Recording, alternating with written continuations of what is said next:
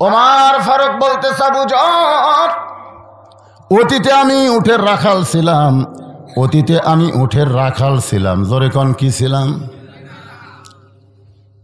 যখন উট চড়ানোর পরে বাড়িতে যাইতাম, আমার বাবা মাথার চুল টেনে বলতো, ওমর,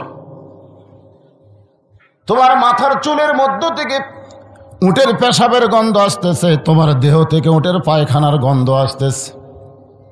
ওমর ফারুক বলে, বাবা, উট চড়াইতে চড়াইতে আমার চোখে ঘুম ধরতেছিল, আমি ঘুমিয়ে গেছিলাম। বাবা, আমি যখন ঘুমায় গেছি তখন উট পেশাব পায়খানা করেছে, তার ছিটা ফোঁটা আমার শরীরের মধ্যে ঢুকেছে। উমরের বাবা তিরস্কার করে, বলে, তুই গাধা, তুই গাধা, তুই গাধা, তুই গাধা। যে ওমরকে তার বাবা গাধা গাধা বলে তিরস্কার করেছে, আজকে সেই ওমরকে আল্লাহ অর্ধ পৃথিবীর খলিফা বানাইছে। এটা ওমরের যোগ্যতায় নয়, এটা কেবল মাত্র আল্লাহর কোরআনের ওসিলায়। লিল্লাহি তাকবীর। এজন্যই কোরআনের শুরুতে আল্লাহ বলেছে সূরা বাকারা। কোরআনের শুরুতে যে সূরা নাম কি? বাকারা। আর কোরআনের শেষে যে সূরা নাস। তার মানে কি? এই কোরআনের পশ্বে যদি কোনো গরু আসে, সেই গরুকে আল্লাহ কোরআনের দ্বারা মানুষ বানায় দিবে। জোরে কোন সুবহানাল্লাহ।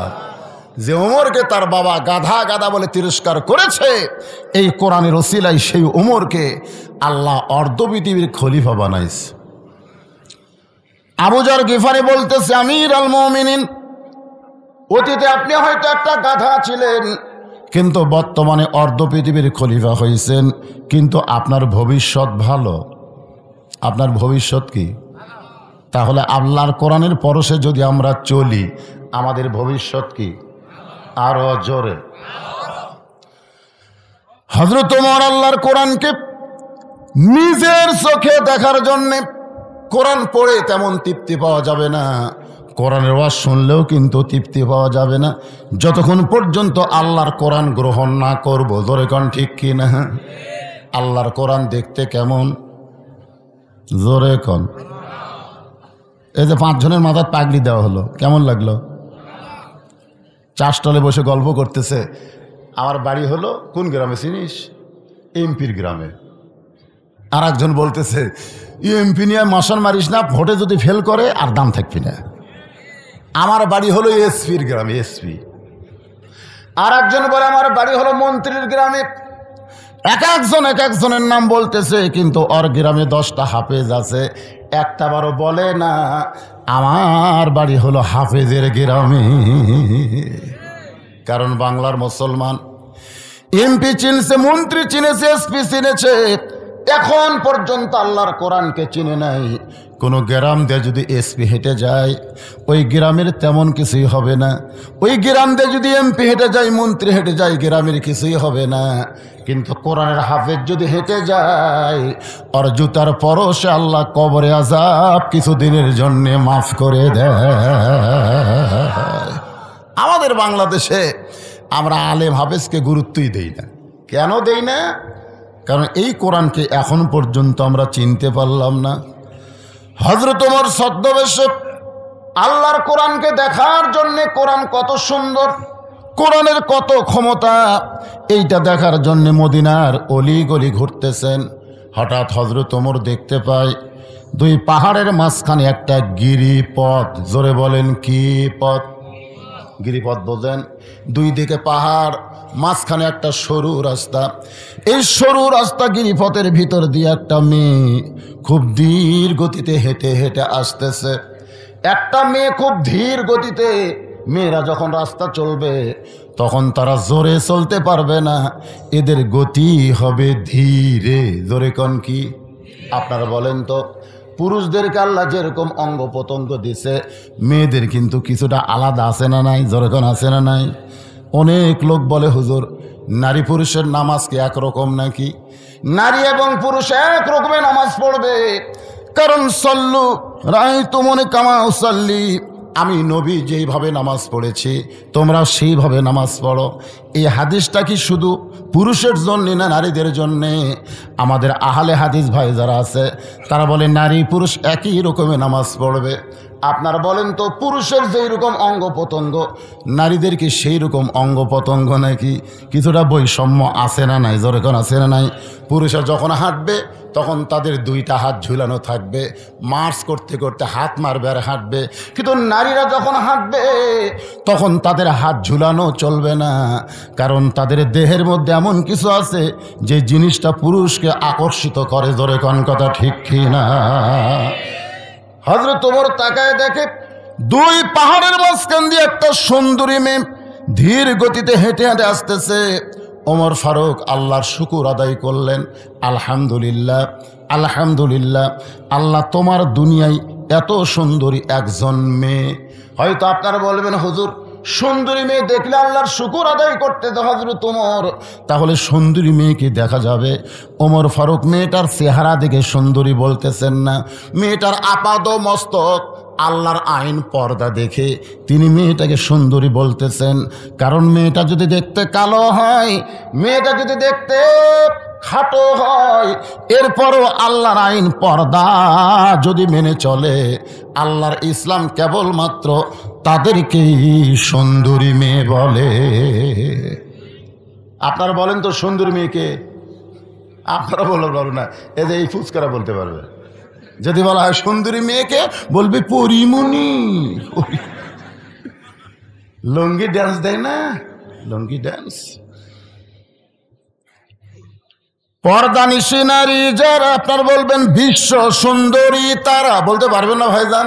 হ্যাঁ, পর্দানিশী নারী যারা। আর যেই বলবো বেপর্দা নারী যারা, আপনার বলবেন বিশ্ব বেহায়া তারা, বলতে পারবেন? বেপর্দা নারী যারা। ওমর ফারুক মেয়েটার নিকটে গিয়া মেয়েটার দিকে তাকায়া, মেয়েটার দিকে এরকম তাকায়া কি মনে হয়? কুল্লিল মুমিনিনা ইয়াগুদ্দু মিন আবসারিহিম, যারা প্রকৃত মুমিন হবে তারা কোনো মেয়ে মানুষের দিকে তাকাবে না, তাদের নজর থাকবে নিচের দিকে। সুবহানাল্লাহ কর না কেন? আজকে বাংলাদেশে আল্লাহর কোরআনের আইন যদি সরকার চালু করে দেয়, একটা মেয়ে মানুষ ধর্ষিত হবে, কিন্তু সরকারে আইন দিয়ে নারী নিরাপত্তা দিবার চায়, আল্লাহর কোরআনের আইন চালু হয় না। যতই আইন করো, যতই আইন করো, নারী নিরাপত্তা দেওয়া যাবে না। নারী নিরাপত্তা দিবার গেলে আমার আল্লাহর কোরআনের আইন চালু করতে হবে। ওমর ফারুক বললেন, মা, এই নির্জন পথে তুমি একা একা চলতেছ, তোমার সামনেও কোনো মানুষ নাই, পিছনেও কোনো মানুষ নাই।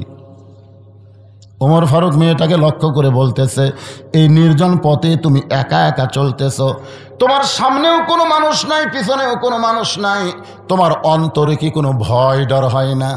মেয়েটা বলে, পথিক তুমি কি হযরত ওমরকে চেনো? সুবহানাল্লাহ কবেন না? মেয়েটা হযরত ওমরকে বলতেছে, পথিক তুমি কি হযরত ওমরকে চেনো? যদি ওমরকে চিনতে তাহলে এরকম বেসাইজা কথা বলতা না। কারণ যেদিন থেকে হযরত ওমর আল্লাহর কোরআন দিয়া রাষ্ট্র চালায়, সেদিন থেকে পৃথিবীর এক প্রান্ত থেকে আর এক প্রান্তে একটা মেয়ে যাবে, ওই মেয়েটার কলিজায় কেবলমাত্র আল্লাহর ভয় ছাড়া অন্য কারো ভয় থাকবে না।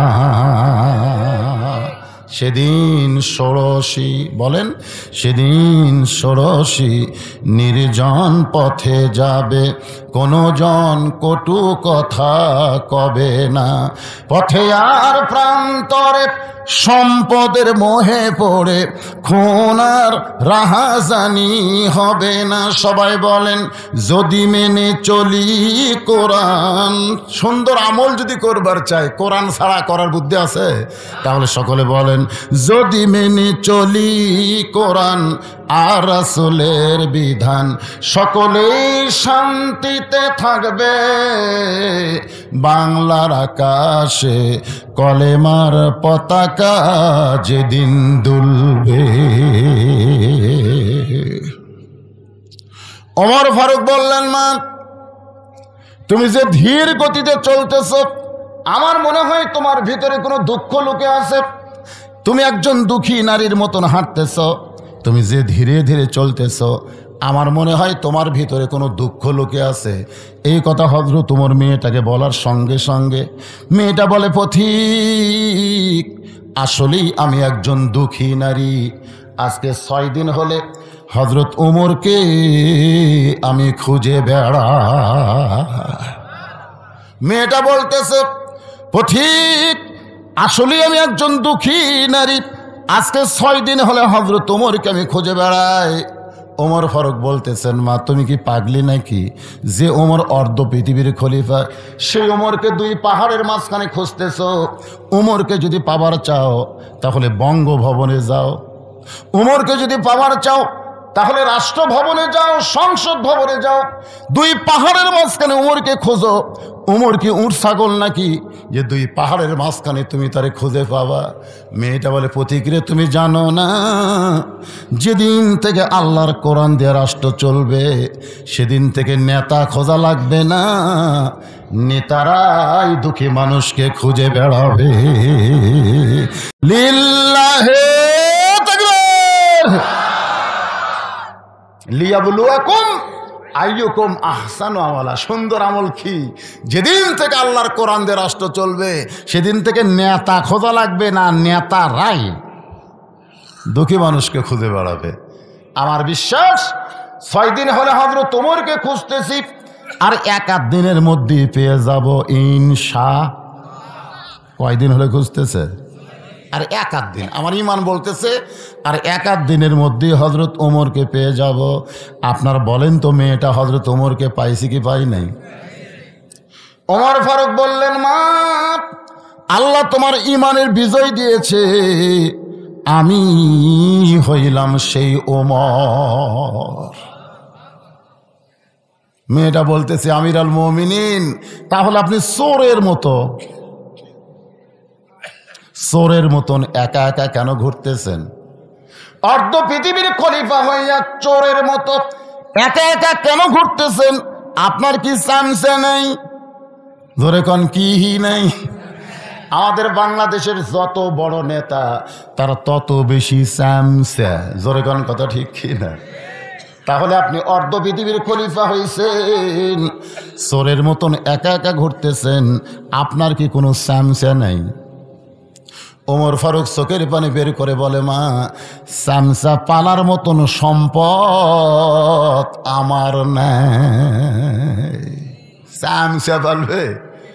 জুমার দিনে মসজিদের মেম্বরে দাঁড়ায় যখন খুতবা দিচ্ছেন হযরত ওমর, মাঝখান থেকে এক সাহাবী দাঁড়িয়ে বলতেছে, আমিরুল মুমিনিন, আপনার খুতবা আমরা শুনবো না।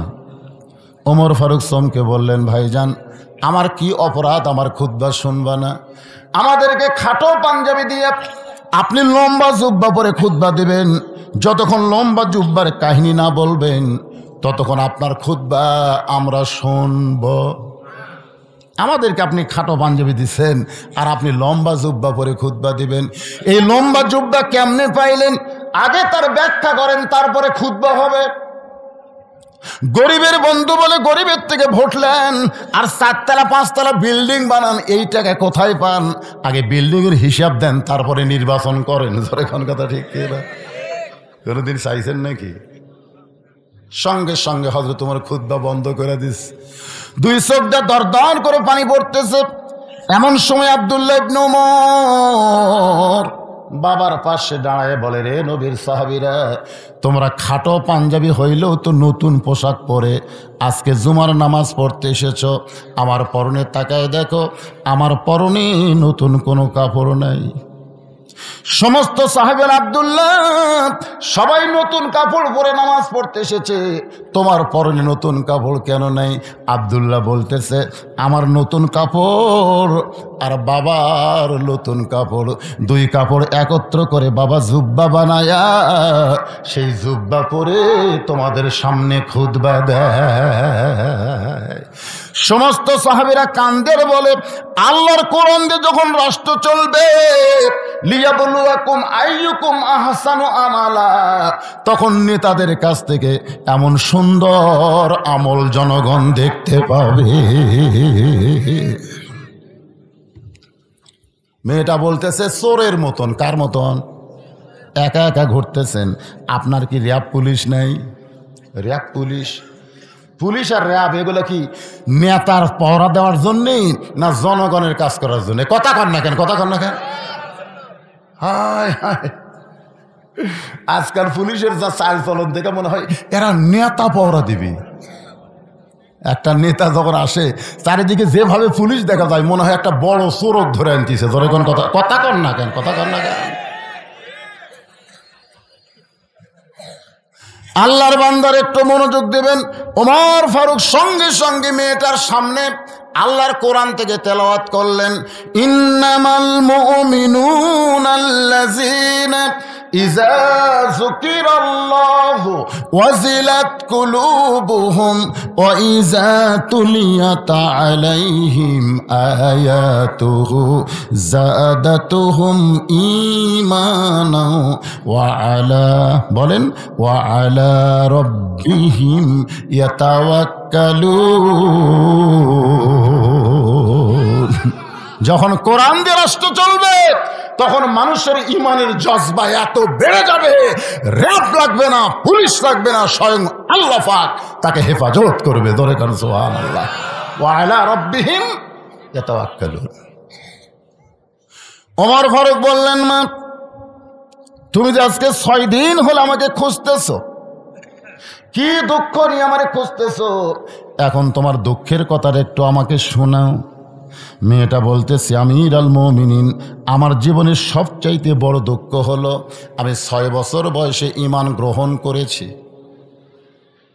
আমার জীবনের সবচাইতে বড় দুঃখ হলো আমি 6 বছর বয়সে ঈমান গ্রহণ করেছি। শুধুমাত্র ঈমান গ্রহণ করার অপরাধে আমি 12 বছর জেলখানায় বন্দি জীবন কাটাইছি।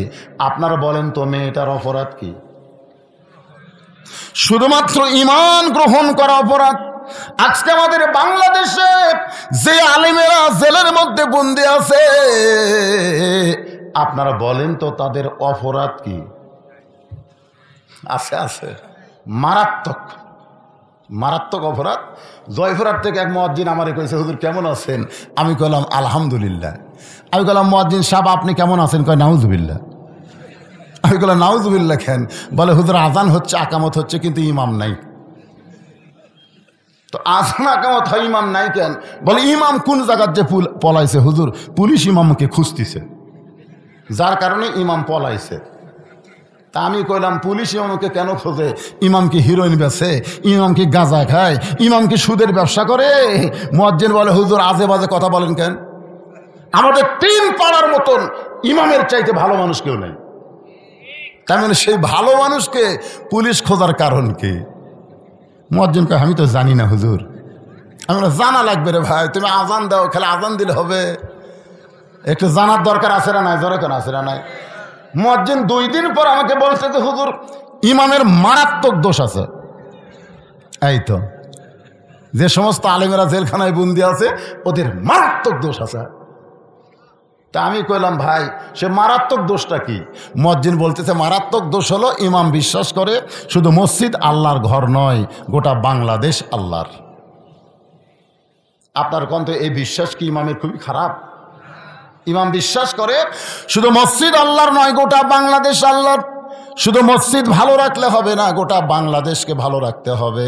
আর গোটা বাংলাদেশকে ভালো রাখতে গেলে মানুষের আইন দিয়ে ভালো করা সম্ভব না, আল্লাহর আইন দিয়ে ভালো করতে হবে। ইমাম গোপনে গোপনে আল্লাহর কোরআনের দল করে, এই খবর কে যেন থানায় দিছে, তখন থেকে পুলিশ ইমামকে খুঁজতেছে। ইমামের মারাত্মক দোষ হলো ইমাম আল্লাহর দল করে। কথা কন না, বোবা শয়তান হয়ে মরবেন। কথা কন না, বোবা শয়তান। মরার আগে মাস্টার ডাবে দেবি রে, মাস্টার ডাবে দেবে, হাত পা সব ঠিক থাকবে কিন্তু জবান থাকবে না। সবাই এসে দেখবে আর বলবে, হাত লড়ে, পা লড়ে, চোখ লড়ে, এই মুখ লড়াই না কেন? তার মানে যে ঠিক কর না, যে এদিন ডাবে দেবে। আল্লাহ রাসূল বলেছেন, কোন ব্যক্তি সারা জীবন যদি পাপ করে আর মরার আগে কলমা কইতে কইতে যদি মারা যায়, শুধু এক কলেমা উচ্চারণ কারণে তার জীবনের সব পাপ আল্লাহ মাফ করে দিবে। তো সুবহানাল্লাহ তো ভালোই জোরে করলেন।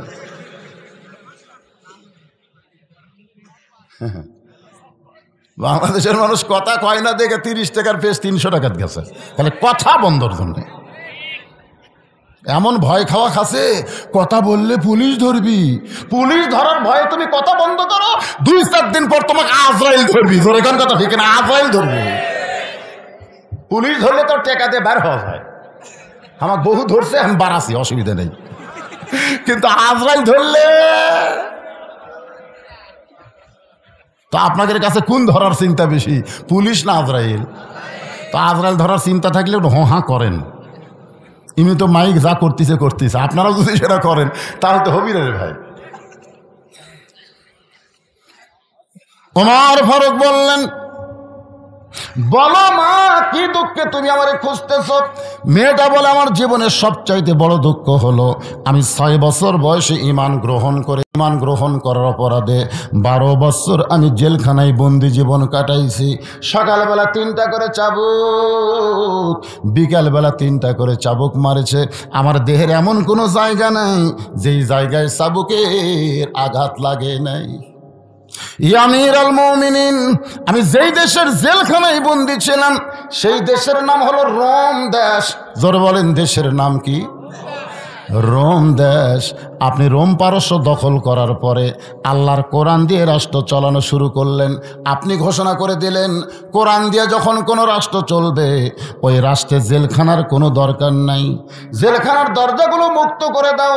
আপনার আইনে জেলখানার দরজা মুক্ত হলো, কিন্তু আমার দাদা খ্রিস্টান, আমার বাবা খ্রিস্টান, আমার দেশের সবাই খ্রিস্টান, আমি একজন মুমিনা নারী, জেলখানাতে মুক্ত হয়ে আমি কোথায় যাইতে পারি? এ কারণে 6টা দিন হলে 2 পাহাড়ের মাঝখানে আপনাকে খুঁজতেছি। যদি আপনার দেখা পাই তাহলে আপনার কাছে এই দুঃখী মেয়েটা একটু আশ্রয় চায়। ওমর ফারুক চোখের পানি বের করে বললেন, মা আমি তোমাকে আশ্রয় দিবার পারবো না। মেয়েটা কান্দের বলে, আমির আল মুমিনিন, আপনি যদি এই দুঃখী মেয়েকে আশ্রয় না দেন তাহলে আমি যাব কোথায়? ওমর ফারুক বললেন, মা ঈমান গ্রহণ করার পরে এমন কথা তুমি কেন বলতেছ? তুমি উমরের কাছে আশ্রয় চাইবা না, আশ্রয় যদি পাইতে চাও কেবলমাত্র আল্লাহর কাছে চাও। যে আল্লাহর ঈমান গ্রহণ করেছো সে আল্লাহর ইসলাম তোমাকে অধিকার দিয়েছে, তোমার অধিকার আছে। মা তুমি কি কও? ইসলামে অধিকার নাই? ধনীদের সম্পদে গরিবের অধিকার নাই? এ দরকার আছে না নাই? আজ তুমি 3 তলা 4 তলা 7 তলা বানাও, ব্যাংকে কোটি কোটি টাকা হিসাব করো, ওই টাকা তোমার না। কোটি টাকার মধ্যে 2.5 লাখ টাকা গরিবদেরকে বুঝা না দিলে তুমি জান্নাতে যাবার পারবা না। তুমি যতই হজ করো, তুমি যতই মাদ্রাসা করো, তুমি যতই মসজিদে টাইলস দাও, কাম হবে না। আগে গরিবের 2.5 টাকা দিয়ে তারপরে যা পারো করো। কোরআন দিয়ে যখন রাষ্ট্র চলবে শতকরা 2.5 টাকা যাকাত দিতেই হবে। জোরে কোন কথা ঠিক? যেদিন থেকে আল্লাহর কোরআন দিয়ে রাষ্ট্র চলবে সেদিন একটা গরিব মানুষ ধনী বাড়ির দরজায় যাবে না, বরং প্রত্যেকটা ধনী মানুষ গরিবের বাড়ির দরজায় যাবে।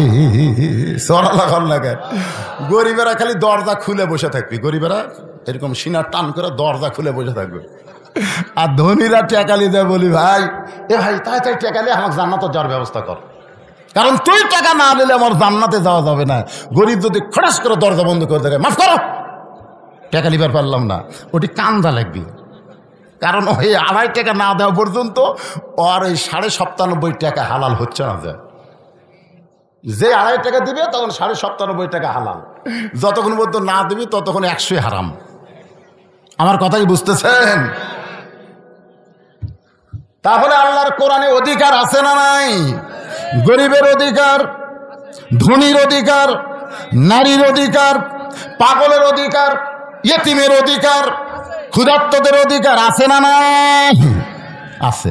কিন্তু আমরা সেই কোরআন দেখতে পাই না বলে আজকে আমরা অধিকার মানুষের কাছে চাই। ওমর ফারুক বললেন, মা ইসলাম তোমাকে অধিকার দিয়েছে। মেয়েটা বলতেছে, আমির আল মুমিনিন, ইসলাম আমাকে কি অধিকার দিল? ওমর ফারুক বললেন, তোমার বয়স কত? মেয়েটাকে ওমর ফারুক বলতেছেন, তোমার বয়স কত? আপনারা এতক্ষণ কি বুঝলেন? মেয়েটার বয়স কত? মাশাআল্লাহ। কারণ 6 বছর বয়সে ঈমান গ্রহণ করেছে, 12 বছর জেলখানায় বন্দি জীবন কাটাইছে। এই কারণেই মেয়েটা বলতেছে আমিরুল মুমিনিন আমার বয়স হলো 18 বছর। ওমর ফারুক বললেন মা 18 বছরের যৌবনা কোনো মেয়ে যদি ইসলামের ভিতরে থাকে তার 1 নম্বর অধিকার হলো ভালো একটা ছেলের সঙ্গে বিবাহ বসা। বহু অধিকার আছে, তার মধ্যে 1 নম্বর হলো কি বসা? বিবাহ বসা। কারণ বিয়া না বসা পর্যন্ত মানুষের চরিত্রের গ্যারান্টি নেই। আচ্ছা, আমাদের ছেলেরা কত বছর বয়সে বিয়া করতে চায়? একটা হলো সরকারি আর একটা হলো দরকারি। সরকারি হলো 22 আর মেয়েদের 18 হলো, এটা সরকারি। আর আপনার বলেন দরকারি বয়স কখন? দরকারি যে বয়সে বহু দরকার। এখন যদি আমি দরকারি বয়স বলি তাহলে অনেকেই আমার বিরুদ্ধে কেস করবে, এই সরকার করে দিতে 22 আর হুজুর কমাচ্ছে কেরা।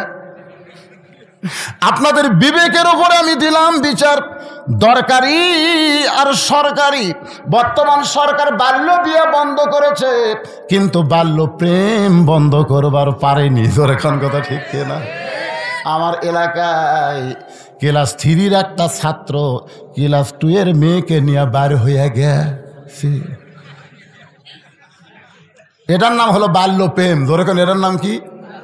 কিন্তু বাল্য বিয়া বন্ধ করছে। বাল্য বিয়া সরকার বন্ধ করছে কিন্তু বাল্য প্রেম বন্ধ করে নাই।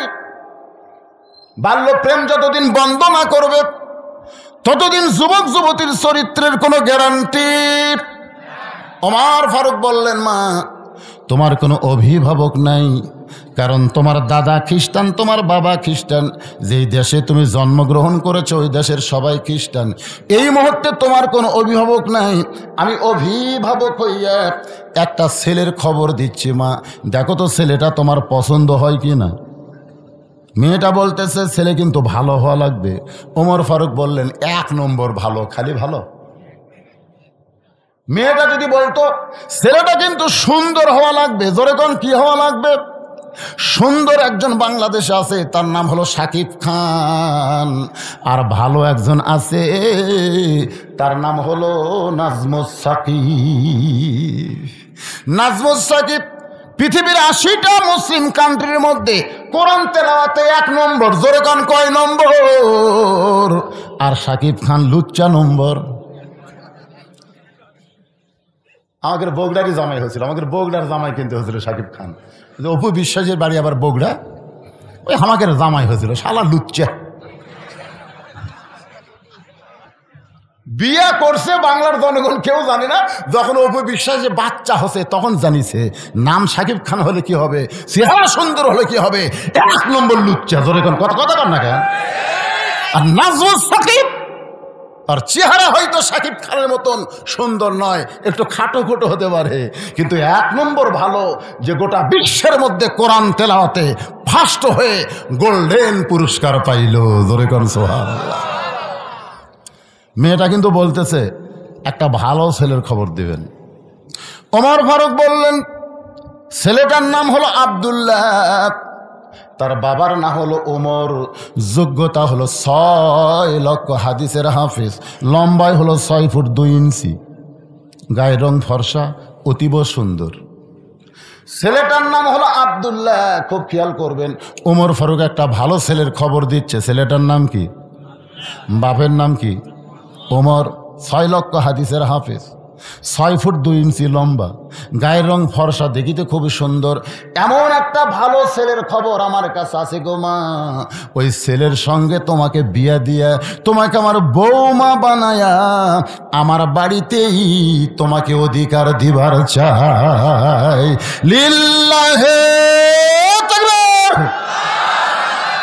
অর্ধ পৃথিবীর খলিফা, অর্ধ পৃথিবীর খলিফা তার ছেলের সঙ্গে বিয়া দিয়ে বৌমা। জোরে কোন কি মা? তাহলে মেয়েদের অধিকার আছে না নাই? বিয়ার পরে কিসের অধিকার? বৌমা। আপনাকে বৌমা কত শরম লাগতেছে কেন? আপনাকে বেটার বউ নাই? বেটার বউ আপনারা কি করে ডাকেন? বৌমা। কিন্তু অনেকে বলতে পারতেছেন না, কারণ বৌমা কারণ বর্তমান বেটার বইয়ের যে ব্যবহার, এই তো বউ দজ্জাল। উনি কি বউ মানে বউ দজ্জাল? জোয়ান পরে বাপ মা বসে আছে, এই পাড়াতেই বাপ মা থাকে, আর ওই বউ লিয়ে নগাদ বাড়ি করছে, নগা বাসা করছে। ওই এখন বউ নিয়ে নগা শহরে থাকে, আর বাপ মা থাকে জোয়ানপুরে। একদিন বাবা অসুস্থ হয়ে নগায় ভালো ডাক্তার দেখাবার গেছে, রুগীর সিরিয়াল বেশি, যার কারণে দেখতে দেখতে রাত 9টা বাজে গেছে। এত লম্বা সিরিয়াল, দেখতে দেখতে রাত 9টা। এখন বাবা চিন্তা করে, এ রাত 9টার সময় জোয়ানপুরে কেমনে যায়? মন বলতেছে তোর বেটার কি বাসা নাই? 9টার সময় জোয়ানপুরে যাওয়া লাগবে কেন? বেটার বাসায় যা, ছেলের বাসায় যা। এবার বাবা রাত 9টার সময় ছেলের বাসার দরজায়, ছেলের নাম হলো আব্দুল্লাহ। জোরে কার নাম কি? আব্দুল্লাহ। আব্দুল্লাহ ঘরের ভিতরে চমকে ওঠে, কে রে? আমার নাম ধরে ডাকার মরদ কে রে? আমাকে এলাকার সবাই স্যার বলে, সাহেব বলে, আর সরাসরি নাম ধরে ডাকতেছে, এই মরদ কে রে? আপনারা বলেন তো, তুমি যত বড়ই হুজুর হও, যত বড়ই এমপি মন্ত্রী হও, তোমার বাবা তোমাকে নাম ধরেই ডাকবে। জোরে খান কথা ঠিক কিনা? জনগণ আমাকে দাওয়াত দিবার সব বসে আছে, আমি ডায়েরি বের করে লিখতেছি। ইতিমধ্যে আমার বাবা এসে বলতেছে, কেবা বুঝলু, তোর খবর কি? যেই কইছে তুই কেবা বুঝলু, তোর খবর কি, মানে বগুড়া ভালো। তা আমি একটু মন খারাপ করলাম, বাবা বুঝবার পারছে। আমি বললাম, আব্বা লোকজন বসে আছে, সরাসরি সংকীর্ণ নাম কেন? বজলুর রশিদ বলেন, না হয় মৌলানা বলেন। আমার আব্বা বলতে, তোকে আবার হুজুর কওয়া লাগবি নাকি রে? আসলেই তাই। আব্দুল্লাহ চমকে গেছে। এই রাত 9টার সময় আর নাম ধরে ডাকার মরদকে। গেট খুলে দেখে বাবা ইতিমের মতন দাঁড়িয়ে আছে। বাবা, আপনি তো সহজে আমার বাসায় আসেন না, কিন্তু আজকে রাত 9টায় কেন আইছেন? বাবা বলতেছে, বিপদে পড়ে আইছি। ডাক্তার দেখাইতে দেখাইতে রাত 9টা বাজে গেছে। এখন এত রাত্রে জোয়ানপুরে কেমনে যায়? আজকে রাতটা কষ্ট হলেও তোর বাসা থাকবার চাই, মন তো চায় না, মন তো চায় না রে। দৌড়ে এসে বাবার মুখ ধরছে। আব্বা, মনের কথা মনের মধ্যে থন আব্বা, মানে বইয়ের ভয়। জোরে কান কার ভয়? মন তো চায় না, কিন্তু ঠেলা পড়াচ্ছি। দৌড়ে এসে মুখ সাইবা ধরে বলে, বাবা জোরে বলেন না বাবা, যদি প্রেসিডেন্ট প্রধানমন্ত্রী শুনবার পায় তাহলে প্রেসিডেন্টের অবস্থা খারাপ। স্বামী হলো প্রেসিডেন্ট আর বউ হলো প্রধানমন্ত্রী, বাংলাদেশের মেয়েরা প্রধানমন্ত্রী আর মদরা হলো প্রেসিডেন্ট। জোরে কোন কথা ঠিক কিনা? প্রত্যেক বাড়িতে খালি বাংলাদেশের প্রধানমন্ত্রী বেগম হাসিনা না, আমাদের ঘরে ঘরে একটা করে প্রধানমন্ত্রী আছে। জোরে কেন আছে না? নাই? আয় হাই রে মশান রে। যে ঘরে সোফা রেস্টরুম, সেই ঘরে বাবাকে বসায় বলে, বাবা একটু ধৈর্য ধরেন। বাবাকে বসায় বলতেছে, বাবা একটু ধৈর্য ধরেন। বাবা যখন রেস্টরুমে বসে আছে, এমন সময় আব্দুল্লাহ চুপি চুপি বইয়ের কাছে, বউ দেখে ওরে তার মানে কম্বল দিয়ে শুয়ে আছে, কানের কাছে ফিসফিস করে বলতেছে, বাবা আইছে। কোনোদিন আসে না, বুঝলে না, আজকে হঠাৎ আসছে। বলছিল, আসলে তো আমি কি করবো? আব্দুল্লাহ কয়, দুই দিকে বিপদ, বাপেরও ভয়, বইয়েরও ভয়। একটু আস্তে করে, আব্বা শুনবে। কি বলা লাগবে? আইসা খাবার দাও। আব্দুল্লাহ বলে, তুমি একটু খাবার দাও। বলে, আমার মাজা বেদনা পিঠ শিরশির করতেছে, আমি কম্বল থেকে উঠবার পারবো না, যদি পারো তাহলে তুমি খাবার দাও। বাবা চিল্লায় বলে, আব্দুল্লাহ আমার অসুস্থ বউরে তুই কষ্ট দিস না বাবা, আমার অসুস্থ বউ মারে তুই কষ্ট দিস না, আমার খাওয়া লাগবে না বাবা, আমি খালি থাকার জন্য আইছি। তুই কি মনে করিস আমি খাইনি? নওগাঁর হোটেলের দরজা খোলা আছে রে, কিন্তু আমার থাকার কোনো জায়গা নাই। হোটেলের মধ্যে খাওয়া দাওয়া করে থাকার জন্য আইছি বাবা, একটু মেহেরবানি করে আজকে রাত একটু থাকার জায়গা দে। আব্দুল্লাহ কাছে এসে মিন মিন করে কয়, বইয়ের ভয়ে আব্বা সত্যি খাওয়া লাগবে না? না বাবা। বাবা না খাইয়ে রাত 9টার সময় ঘুমায় গেছে। আব্দুল্লাহর মনের মধ্যে অশান্তি। এতদিন পরে বাবা আসলো, আর বইয়ের কারণে বাবার খাওয়া হইল না। আপনারা বলেন তো, ছেলের মধ্যে বাবার মধ্যে দয়া আছে না নাই? ওই দজ্জাল, ওই দজ্জালের কারণে কি করবে? রাত যখন 11টা বাজে, এমন সময় আব্দুল্লাহর শালা 11টার সময় দরজায় গেটে ডাকতেছে শেফালি আপা, আবদুল্লাহর বইয়ের নাম হলো শেফালি। শেফালি আপার সঙ্গে সঙ্গে বিড়াল যেমন ইন্দুর ধরার জন্য লাভ মারে, আবদুল্লাহর বউ কম্বল ফেলে দিয়ে স্বামীর ওপর দিয়ে মারছে লাভ। আবদুল্লাহ চেতন পায় দেখে কম্বল আছে, বউ নেই। বউটা গেল কোন জায়গায়, গেট খুলে বলতেছে ভাইজান এত রাত্রে কোত্থেকে? বলে ক্যারাম বোর্ড খেলতে খেলতে রাত হয়ে গেছে আপা, আমি একটু ঘুমাবার চাই। তুই পাগল হয়েছিস, তুই আমার কলিজার টুকরা ভাই, তুই না খাইয়া ঘুমাইলে আমার চোখে ঘুম ধরবে না। বল ডাইনিং টেবিলের চেয়ারে বসানোর পরে মাছ গরম, গোস্ত গরম, ভাত গরম, সব গরম করে ভাইয়ের সামনে দিয়ে বলতে যে খাবাই খাবাই, তুই না খাইলে আমার কলিজার মধ্যে শান্তি নাই। আবদুল্লাহ ঘরের ভিতর থেকে চিন্তা করে আমার বাবা না খাইয়া ঘুমায় গেল, তোর মাজা বেদনা পিঠ শিরশির করে, এখন ভাইয়ের সামনে খাবাই খাবাই, তুই না খাইলে আমার শান্তি নাই। বার হয়ে দেখে 5 তরকারি গরম ভাত, শালার মাথায় বইয়ের হাত। ডাইনিং টেবিলে 5 তরকারি গরম ভাত, আর শালার মাথায় বইয়ের হাত দিয়ে বলতে যে খাবাই খাবাই, তুই না খাইলে আমার কলিজার মধ্যে কোনো শান্তি নাই। আবদুল্লাহ আস্তে আস্তে বাবা যেই ঘরে ঘুমাই ওই ঘরের জানলার কাছে জিরো বাল্বে বাবার মুখটা দেখতে পায়। বাবার শুকনা মুখ দেখে আবদুল্লাহর চোখ দিয়ে দর দর করে পানি পড়তেছে। অতীতকালের কথা মনে পড়ে যায়, যে বাবা না খাই আমারে লেখাপড়া করাইলো, যেই বাবা মাটির বিছনায় শুয়ে থেকে আমারে খাট বানায় দিল, আজকে সেই দরদের বাবা আমার না খাইয়া ঘুম পাড়তেছে, আর আমার শালার সামনে 5 তরকারি দিয়ে গরম ভাত, খাবাই খাবাই, তুই না খাইলে আমার কলিজার শান্তি নাই, আমি কি করব? এমন সময় দুনিয়ার কোনো মানুষের আইন নয়, সরাসরি আল্লাহর কোরআনের আইন, লিয়াবলুয়াকুম আইয়ুকুম আহসানু আমালা ওয়া কাযা রাব্বুকা আল্লা তা'বুদু ইল্লা ইয়াহু ওয়া বিল ওয়ালিদাইনি ইহসানা। কার আইন? যারা বলেন কার আইন? আল্লাহর আইন। আল্লাহর আইনে বলতেছে দরকার হলে যে বউ তোর বাবা আসলে মাজার বেদনা পিঠ শিরশির করে এই কথা বলে কম্বল ছাড়েনি, এরকম 1000 বউ থাকলে তালাক দে, তালাক দে। যে না খেয়ে ঘুম পাড়তেছে সে তোর কে? তালাক দে। যে না খায় ঘুম পাড়তেছে সে তোর কে? আল্লাহর ইবাদতের পরই যার সেবা শুশ্রূষা দয়া মহব্বত করতে হবে, সেটা হলো তোর বাপ মা। সুবহানাল্লাহ খান না কেন? তোর বাবা না খেয়ে ঘুম পাড়তেছে আর তোর শালার সামনে গরম ভাত আর 5 তরকারি, আইয়ুকুম আহসানু আমালা, এই মুহূর্তে তোমার সুন্দর আমল কি?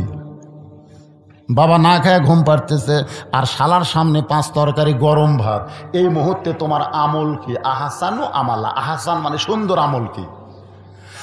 আবদুল্লাহ চিন্তা করতেছে সুন্দর আমল পাশে, একটু চিন্তা করলি সুন্দর আমল পাওয়া যাবে। সুন্দর আমল চিন্তা করতেছে, উটি বলা একটা বেলান আছে, ধরে কোন কি বলা যে শহরত তার লাঠি খাটা থাকে না ভাই রে।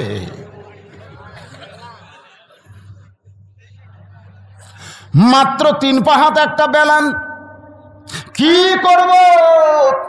বিবেক বলতেছে সব জায়গাত মারিস না, কারণ নারী নির্যাতনের কেস আছে, পুরুষ মানুষ নির্যাতনের কেস নাই। তোর বাবা না খায়া ঘুম পাড়তেছে, শালার সামনে 5 তরকারি গরম ভাত, পুরুষকে কত বড় নির্যাতন করতেছে। তোরে কোন কথা ঠিক করে কথা কর না কেন? ঠিক কিনা? নারী নির্যাতনের আইন আছে, পুরুষ নির্যাতনের কোনো আইন নাই। এই জন্য বিবেক বলতেছে জাগা মতো মার, পিছন থেকে তাকায় দেখ উঁচু হয়ে আছে, এই উঁচু জায়গায় একটা বাড়ি মারবি, 1টা হজের সওয়াব, 2টা বাড়ি মারবি 2টা হজের সওয়াব, 3টা বাড়ি মারবি 3টা হজের সওয়াব। তবে কাজটা শুরু হবে বিসমিল্লাহ দিয়া, জোরে কোন কি দিয়া? কারণ এই সময় বইয়ের পাছার উপর বাড়ি মারা হলো ইবাদত। এ কথা কন না কেন? ইবাদত। আইয়ুকুম আহসানু আমালা, এটা হলো সুন্দর আমল। আল্লাহর বান্দা একটু খেয়াল করবেন, বাবার মুখের দিকে তাকায়, আবার শালার টেবিলের দিকে তাকায়, 5 তরকারি গরম ভাত দেখে আবদুল্লাহ চুপি চুপি, বিড়াল যেমন ইন্দুর ধরে, বিড়াল যেমন কি ধরে? ইন্দুর ধরে, ওই বেলানটা কোলের মধ্যে নিয়ে চুপি চুপি বইয়ের পাশে দাঁড়াইছে। বইয়ের কোনো খেয়াল নাই, খালি ভাইকে বলতেছে আর 1 টুকরা খা, ভাই বলতেছে জোড়হাত আপা আর পারতেছি না। বোন বলে আরে এক টুকরা খাওয়াই, খাবার চাই না, তারপরে জোর করে খাওয়াইতেছে। এমন সময় আব্দুল্লাহর রাগ আরো বেশি হইয়া বিসমিল্লাহ বলে উঁচু জায়গার উপরে পিছন দিকে যে জায়গা আছে যেখানে মারলে পুলিশকে দেখানো যাবে, গ্রামের কোনো বিচারক বউ দেখাবার পারবে আমার এই জায়গাত মারিছে, কাপড় খুলে দেখাতে পারবে? বিবেক বলতে জায়গা মতো মার দেখাবার যান না পারে। বিসমিল্লাহ বলে এত জোরে একটা বাড়ি মারছে, বউ দৌড়, শালাও দৌড়। শালা চিল্লায় বলে দুলা ভাই এই গভীর রাত্রে আমার বোনকে মারলেন কেন? আব্দুল্লাহ বলে তোর বোন আমার কে হয়? বলে আমার বোন আপনার বউ হয়। তোর বোনকে আমি কত ভালোবাসি তুই জানিস? তোর বোনের জন্য আমার বাপ মা জুয়ানপুরে ছাইড়া আজকে নওগাঁ শহরে বাসা বানাইছি। এই নওগাঁ শহরের বাসা কিন্তু আমার বাপ মার জন্য বানাই নাই, তোর বোনের জন্য বানাইছি। তোর বোনকে আমি এত দয়া করি, তোর বোনের জন্য আমি শহর ছেড়ে গ্রামে যাই না। সে আদরের বউকে আমি কেন মারলাম? আয় দেখা যা। শালা বলতে দুলা ভাই আমাকেও মারবেন নাকি? বলে মারার জন্য না, একটু দেখাবার চাই। এবার শালার হাত ধরে নিয়ে গেছে বাবা যেই ঘরে ঘুমাই, তাকায় দেখে দুলা ভাইয়ের বাপ ঘুম পাড়তেছে। শালা বলে দুলা ভাই আপনার বাবা কখন আইছে? বলে 9টার সময়। তোর বোন কইল মাজা বেদনা পিঠ শিরশির করে, আমার বাবার সামনে খাবার দেয়নি, কম্বল ছাড়ে নাই, আমার বাবা রাগ করে না করে ঘুমাইছে। আর তোর সামনে 11টার পরে 5 তরকারি গরম ভাত, আইয়ুকুম আহসানু আমালা। বললে শালা বল এই মুহূর্তে আমার সুন্দর আমল কি? শালা বলতেছে দুলা ভাই আর একটা মারেন, আর একটা মারেন। এই মানুষের জাত না, এই বাপের আত্মীয় পছন্দ করে কিন্তু শ্বশুরের আত্মীয় 2 চোখকে দেখবার পারে না। ওমর ফারুক বলে মা এই মুহূর্তে তোমার অধিকার হলো আমার আব্দুল্লাহর সঙ্গে তোমার বিয়া দিয়া তোমাকে আমার বৌমা বানায়া আমার বাড়িতেই তোমাকে অধিকার দিবার চাই। সুবহানাল্লাহ কোন? মেয়েটা বলতেছে আমির আল মুমিনিন আপনি কিন্তু বলেছেন একটা ভালো ছেলের সঙ্গে আমার বিয়ে বসার অধিকার আছে। ওমর ফারুক বলতেছে আমার আব্দুল্লাহর চাইতে ভালো কোনো ছেলে তো আমার চোখে পড়ে না। মেয়েটা বলতেছে ভালো করে খোঁজেন, ভালো করে খুঁজেন দেখেন তো আপনার আব্দুল্লাহর চাইতে ভালো কোনো ছেলে আছে কিনা। ওমর ফারুক বললেন 6 লক্ষ হাদিসের হাফেজ, 6 ফুট 2 ইঞ্চি লম্বা, যেই সুন্দর চেহারা, বাবা হলো ওমর অর্ধ পৃথিবীর খলিফা, এরপরেও কি তোমার ছেলেটা ভালো মনে হয় না? মেয়েটা বলতেছে আমির আল মুমিনিন আমি একটা ছেলের নাম বলবো, আপনি চিন্তা করে দেখেন তো সে আব্দুল্লাহ ভালো না সেই ছেলে ভালো? ওমর ফারুক সোনকে বলে মা তোমার কাছে কোনো ছেলের খবর আছে কিনা? মেয়ে বলতেছে ছেলের নাম হলো হোসাইন, বাবার নাম হলো আলী, মায়ের নাম হলো ফাতেমা, আর নানার নাম হলো মুহাম্মাদুর রাসূলুল্লাহ। এখন আপনি বলেন আব্দুল্লাহ আর হোসাইন এই 2 জনের মধ্যে ভালো কোনটা? না আপনাদের কাছে না, মেয়েটা ওমর ফারুকের কাছে শুনবার চাইছে। আপনি কইলেন একটা ভালো ছেলের সঙ্গে আমার বিয়ে বসার অধিকার আছে, তারা আব্দুল্লাহ ভালো না হোসেন ভালো? আপনি যদি এই মুহূর্তে বলেন আব্দুল্লাহ ভালো, আব্দুল্লাহর সঙ্গে বিয়ে বসতে আমার কোনো আপত্তি। কিন্তু যদি সঙ্গে সঙ্গে ওমর ফারুক চোখের পানি নিয়ে বললেন সাইদুস শাবাবে আহলুল জান্নাহ হাসান হোসাইন রাদিয়াল্লাহু তাআলা আনহুমা, এই দুনিয়াতে যত ভালো ছেলে থাক না কেন সবচাইতে ভালো ছেলে হলো হাসান আর হোসাইন। কারণ তারা ভালো হওয়ার কারণেই এই 2টা যুবককে জান্নাতি যুবকদের সর্দার আল্লাহ বানায় দিয়েছে। জোরে কান সুবহানাল্লাহ। মেয়েটা বলতেছে তাহলে হোসেনের মতন ভালো ছেলে যদি থাকে আপনার আব্দুল্লাহকে আমি বিয়ে করব কেমনে? তাহলে আমার অধিকার তো ইসলাম দিবার পারল না। ওমর ফারুক বললেন মা আমার বড় ভুল হয়ে গেছে। মেয়েটাকে নিরাপদ আশ্রয় দিয়া পরন্ত বিকেলবেলায় হজরত ওমর হজরত আলীর বাড়ির দরজায় আসসালামু আলাইকুম ইয়া আহলাল বাইত আম্মা সাইলা ফালা তানহার, হযরত আলী ঘরের দরজা খুলে বলতেছে আমির আল মুমিনিন আপনি সালাম দিবেন ঠিক আছে, কিন্তু এই ফকিরের আয়াত কেন তেলাওয়াত করলেন? আম্মা সাইলা ফালা তানহার, এই আয়াত তেলাওয়াত করার কারণ কি? ওমর ফারুক বলে আলী রে জীবনে কোনোদিন ঘটকালি করিনি ভাই, আজকে প্রথম বিয়ার ঘটক হয়ে তোমার ঘরের দরজায় তোমার হোসাইনের ব্যাপারে আমি উমর একটু ঘটকালি করবার চাই। হয়তো আলী আল্লাহর শুকর আদায় করে বলেন, আপনার মতন মহান ব্যক্তি যদি হোসেনের বিয়ার ঘটক হয় তাহলে পাত্রী অবশ্যই ভালো হবে। সুবহানাল্লাহ। ওমর ফারুক বললেন, পাত্রীর যোগ্যতা হলো 6 বছর বয়সে ইমান গ্রহণ করেছে, ইমানের পরীক্ষা দিয়েছে 12 বছর। লিয়াবলুয়াকুম আইয়ুকুম আহসানু আমালা, সবচাইতে সুন্দর আমল হলো শত কষ্টের ভিতরেও ইমানকে বাঁচিয়ে রাখা। সুবহানাল্লাহ কন্যা গান। আমার আব্দুল্লাহর সঙ্গে মেয়েটার বিয়ে দিবার চাইলাম, কিন্তু মেয়েটা আমার আব্দুল্লাহরে পছন্দ করে না, মনে মনে তোমার হোসাইনকে করছে কামনা। এখন বলো আলী, আমার ঘটকালি কি আল্লাহ কবুল করবে?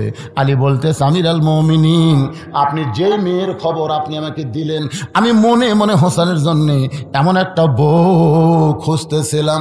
ওমর ফারুক বলে, আলী রে, তাহলে আল্লাহ আমার ঘটকালি কবুল করেছে। এ বলে দুইজনে যখন কোলাকুলি করতেছে, এমন সময় হোসেন ঘরের ভিতর থেকে সে সালাম দেয়, বলে, আমির আল মুমিনিন, আপনার দুইজন মুরব্বী যেভাবে কোলাকুলি করতেছেন, মনে হয় বিয়ে আপনারাই করবেন। ওমর ফারুক রাস্তাতে গেলে শয়তান কয়দিন যায় না, এখন কয়দিন। সে উমরের সামনে যখন বলতেছে মনে হয় বিয়া আপনারাই করবেন, ওমর ফারুক একটু রাগ করে বলে, বাবা হোসাইন, আমি তোমার মুরব্বী, তোমার বাবাও তোমার মুরব্বী, আমরা দুই মুরব্বী মিলে যদি কোনো সিদ্ধান্ত নেই, তুমি কি সেই সিদ্ধান্ত গ্রহণ করবা না? হোসাইন বলতেছে, আপনি আমার মুরব্বী আমি জানি, আমার বাবা মুরব্বী আমি জানি, কিন্তু আসল মুরব্বী হিসাবে কেবলমাত্র আমার নানাকেই শুধু আমি মানি। লিল্লাহে তাকবীর। আপনি সম্মান করেন জানেন, কিন্তু মানতে গেলে একজনকেই মানা লাগবে। আল্লাহ বলেছেন, কুল হে রাসূল, আপনি বলেন, ইন কুনতুম তুহিব্বুনাল্লাহ ফাত্তাবিউনি। উপায় নাই রে, সবাই বলেন, উপায় নাই রে, উপায় নাই রে, উপায় নাই, নবী বিনে আল্লাহ পাওয়ার উপায় নাই।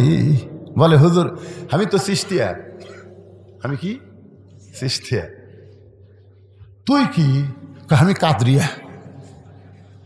তোর খবর কি? কয় নকশাবন্দিয়া। তুই মুজাদ্দিদিয়া। কি রে? তরিকা হলো একটা, যেই তরিকার রাস্তার মালিক হচ্ছে মুহাম্মাদুর রাসূলুল্লাহ। তুই এগুলা তরিকা কোথায় পেলি? এই জন্য তো রাসূল বলেছেন, দল হবে 73টা। ধরে কোন কয়টা? একটা মাত্র দল যাবে জান্নাতে, বাকি সব দল জাহান্নামে চলে যাবে। আমাদের বাংলাদেশে একটা মাত্র তরিকা, সেই তরিকা হলো মুহাম্মাদুর রাসূলুল্লাহ। আল্লাহর বান্দারা, হোসেন বলতেছে, আপনার দুইজন মুরব্বী আমি জানি, আসল মুরব্বী হিসাবে কেবলমাত্র আমার নানাকেই শুধু আমি মানি। ওমর ফারুক বলে, হোসেন তুমি কি বলবার চাও? হোসেন বলতেছে, তাহলে একটু মনোযোগ দিয়ে শোনেন। আজ কয়েকদিন আগে আমি স্বপ্নে দেখেছি আমার নানা ঘরের মধ্যে আরাম করতেছে। আমি হোসাইন নানার কাছে গিয়ে দরজায় ঠোকা মারতে, নানা ঘরের ভিতর থেকে বলতেছে, হোসাইন এখন দরজা খুলতে পারবো না ভাই, আমি জান্নাতের মধ্যে আরাম করতেছি। আমি হোসাইন চমকে গেলাম, ভাঙ্গা ঘরের মধ্যে নানা কথা বলে, আর সেই নানা জান্নাতে কেমনে আরাম করে? দরজা না খুললে কি হবে? জানালার পাল্লা দিয়ে ভিতর দিকে তাকায় দেখি আমার নানি উরাতকে বালিশ বানায় দিয়েছে, সেই উরাতের ওপরে আমার নানা মাথা দিয়ে শুয়ে আছে। আমার নানি চুলের মধ্যে হাত দিয়ে বিলকি করতেছে। আমি রাগ করে বললাম, নানা ভাই, নানির উরাতকে বালিশ বানিয়ে শুয়ে থাকলে কি জান্নাতে থাকা যায়? আল্লাহর নবী বলে, হোসাইন রে, তুই ছোট্ট মানুষ, তুই বুঝবি না, তুই বুঝবি না। তোর নানির মতন বউ যদি কেউ ঘরে পায়, ওই ঘরটা আল্লাহর জান্নাত হয়ে যায়। আমি তখন থেকে সিদ্ধান্ত নিয়েছি, বিয়ে যদি করা লাগে, আমার নানা যেরকম বিয়ে করছে সেই বিয়ে কর্ম। যে নানির কারণে ভাঙ্গা ঘর যদি জান্নাত হয়, তাহলে আমি তো এখনো বিয়ে করিনি, বিয়ে করলে নানার মতোই বিয়ে করব, যেন আমার ভাঙ্গা ঘরটা আল্লাহ বইয়ের কারণে জান্নাত বানায় দেয়। সুবহানাল্লাহ কন্যা। বইয়ের কারণে কিন্তু ঘর জান্নাত হয়, জাহান্নাম হয়। আপনি এশার নামাজ পড়ে বাড়িতে গেলেন, নিয়ত করতেছেন আমি তো এশার নামাজ মসজিদে পড়লাম, আমার বউ এশার নামাজ পড়ে হয়তো কোরআন শরীফ পড়তেছে, কিন্তু ঘরের মধ্যে পা দিয়ে দেখতেছেন হিন্দু করে পূজার বাদে লোল করে বাঁচতেছে। কে রে, আমি সামনে কাতারে নামাজ পড়লাম আর আমার ঘরে পূজার বাদ্য কেন? যেই মাত্র ঢুকছেন দেখেন আপনার বউ রিমোট কন্ট্রোল নিয়ে স্টার জলসা দেখতেছে। আর স্টার জলসা দেখার কারণে ওই ভারতের হিন্দুর নাটকের পূজার বাদ্য হরি হরি রাম রাম রাম রাম আপনার ঘরের মধ্যে বাজতেছে। এখন আপনারা বলেন আপনার ঘর কি জান্নাত না জাহান্নাম? কথা বল না কেন, জান্নাত না জাহান্নাম? তাহলে এখন আপনি কি করবেন? ঘর যদি জান্নাত করবার চান হয় বউ পাল্টান লাগবে, আর কথা কয় না। এই যে কয়টা স্যাটেলাইটের মাধ্যমে আমার আওয়াজ শুনতেছে, ওরা কি কবি জুয়ানপুরের সেক্রেটারি বলবি খবরদার এই বক্তা জানের এই মঞ্চে না আসে। দরকার হলে ওরা স্বামী ছাড়বি, কিন্তু স্টার জলসা ছাড়বি না। কথা কর না কেন ভাইরে, কথা কর না কেন? আপনারা বলেন যে নিজের দুই মেয়েকে, নিজের দুই সন্তানকে মা বিষ পান করায়া পরকিয়া করছে এই স্টার জলসার জি বাংলার কারণে। বুঝবার পারতেছেন না? আজকে মুসলমানের ঘরে অশান্তির আগুন দাউ দাউ করে জ্বালাচ্ছে এই হিন্দুদের চ্যানেল, এই ভারতের চ্যানেল। খালি বিশ্বাস না হয় একদিন আপনার বউকে বলবেন আজ থেকে স্টার জলসা দেখা চলবি না। আপনার বউ লব উল্টাকে বলবি তোর মতন বুড়া দামানো আমার স্বামী দরকার নাই, আমি আর একটু চলে গেলাম। লাইন আগে থেকে করা আছে।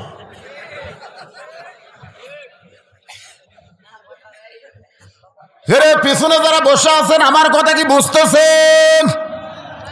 হোসাইন বাবার কাছে গিয়ে বলে বাবা মেহেরবানি করে বলেন তো আমার মা আপনার কেমন বউ, আমার মা আপনার কেমন বউ? হতালির চোখ দিয়ে দর দর করে পানি পড়তেছে। সুবহানাল্লাহ খান। হোসেন বলে বাবা আপনি যেমন আমার মাকে বিয়ে করে আপনার ভাঙ্গা ঘরকে জান্নাত পাইছেন, শুধু জান্নাত পান নাই, আমার মা হলো খাতুনি জান্নাত।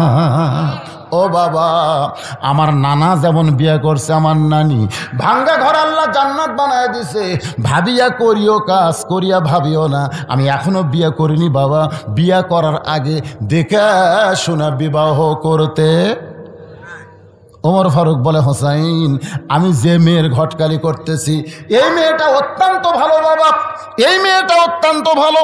ওমর ফারুকের মুখের দিকে তাকায় হোসেন বলতেছে আপনি মনে কষ্ট নিয়েন না, আপনার ভালো হলে চলবে না, আমার হওয়া লাগবে। বিয়ে কি আপনি করবেন না আমি করব? বলে তোমার সঙ্গে ঘটকালি করতেছি, তাহলে আপনি ভালো বললে হবে না, আমার ভালো বলতে হবে। ওমর ফারুক বলে হোসাইন তুমি কেমনে মেয়েটাকে খারাপ বলতেছো? ওমর ফারুকের দিকে তাকায় হোসেন বলে আমি মেয়েটাকে খারাপ বলতেছি না, তবে আমি সিদ্ধান্ত নিয়েছি যেই মেয়ে আমার 3টা প্রশ্নের উত্তর দিবার পারবে আমি সেই মেয়েকে বিবাহ। যে মেয়ে আমার কয় প্রশ্ন? 3টি প্রশ্নের উত্তর দিবার পারবে আমি সেই মেয়েকে বিয়ে করতে চাই। ওমর ফারুক বলে হোসাইন তুমি যে 3টা প্রশ্ন করবে বাবা সেই প্রশ্নগুলো কি কি? হোসাইন বলতেছে আমি কি পাগল নাকি? আমি যাকে প্রশ্ন করব তার সামনেই প্রশ্ন আউট হবে, অন্য কারো সামনে প্রশ্ন আউট করব না। ওমর ফারুক বলে আলী রে রাসূল বলেছেন আনা মাদিনাতুল ইলমি ওয়া আলী ও বাবুহা, আমি হচ্ছে এলেমের শহর, আলী হচ্ছে তার দরওয়াজা। তুমি এত বড় জ্ঞানী ব্যক্তি, বলো তো হোসেন যে 3টা প্রশ্ন করবে এ সম্পর্কে তোমার ধারণা কি? আলী বলতেছে জীবনের প্রথম শুনলাম। সুবহানাল্লাহ খান। হোসাইন যে 3টা প্রশ্ন করে বিয়ে করবে এইটা আমি বাবাও কোনোদিন জানতে পারি নাই। ওমর ফারুক বলতে চালি রে আমার ঘটকালি আল্লাহ কবুল করে নাই। কানতে কানতে মেয়েটার ঘরের দরজায় মা আমার আব্দুল্লাহকে স্বামী বলে স্বীকার কর মা, তোর দুনিয়াও শান্তি আখেরাতেও শান্তি হবে। মেয়েটা বলতেছে একটা বারের জন্য আপনি বলেন আব্দুল্লাহ ভালো, আব্দুল্লাহ ভালো, হোসেন চাইতে আব্দুল্লাহ ভালো, আমার কোনো আপত্তি নাই, কিন্তু আব্দুল্লাহর চাইতে যদি হোসাইন ভালো হয় তাহলে আমি আপত্তি জানাই। ওমর ফারুক বলতেছে মা আমার আব্দুল্লাহর চাইতে হোসাইন 100 গুণ 200 গুণ ভালো হতে পারে, কিন্তু হোসাইন তো তেমন একজন ছেলে না যে তুমি বিয়ে বসবার চাইলেই তোমার বিয়ে করবে, বরং যাকে বিয়ে করবে তাকে 3টা প্রশ্ন করবে, উত্তর দিবার পারলে বিয়া, নসেদ বিয়া করবে না। যেই প্রশ্ন আমি জীবনেও শুনি নাই, তার বাপও জীবনের জানে না, তাহলে তুমি কেমনে উত্তর দিবা? মেয়েটা ঘরের ভিতর থেকে বলে ইয়া আমিরাল মুমিনিন হোসেন কি 3টা প্রশ্ন করবে আমি জানি না, তবে আমার ইমান বলতেছে আমি না পারলেও আমার আল্লাহ পারাবে। সবচাইতে সুন্দর আমল লিয়াবলুয়াকুম আইয়ুকুম আহসানু আমালান, সবচাইতে সুন্দর আমল হলো ইমানের বলে বলিয়ান হয়ে কেউ না পারলেও আল্লাহ পারবে বিশ্বাস করা। সুবহানাল্লাহ না কেন? আপনাকে ইমান কি কয়?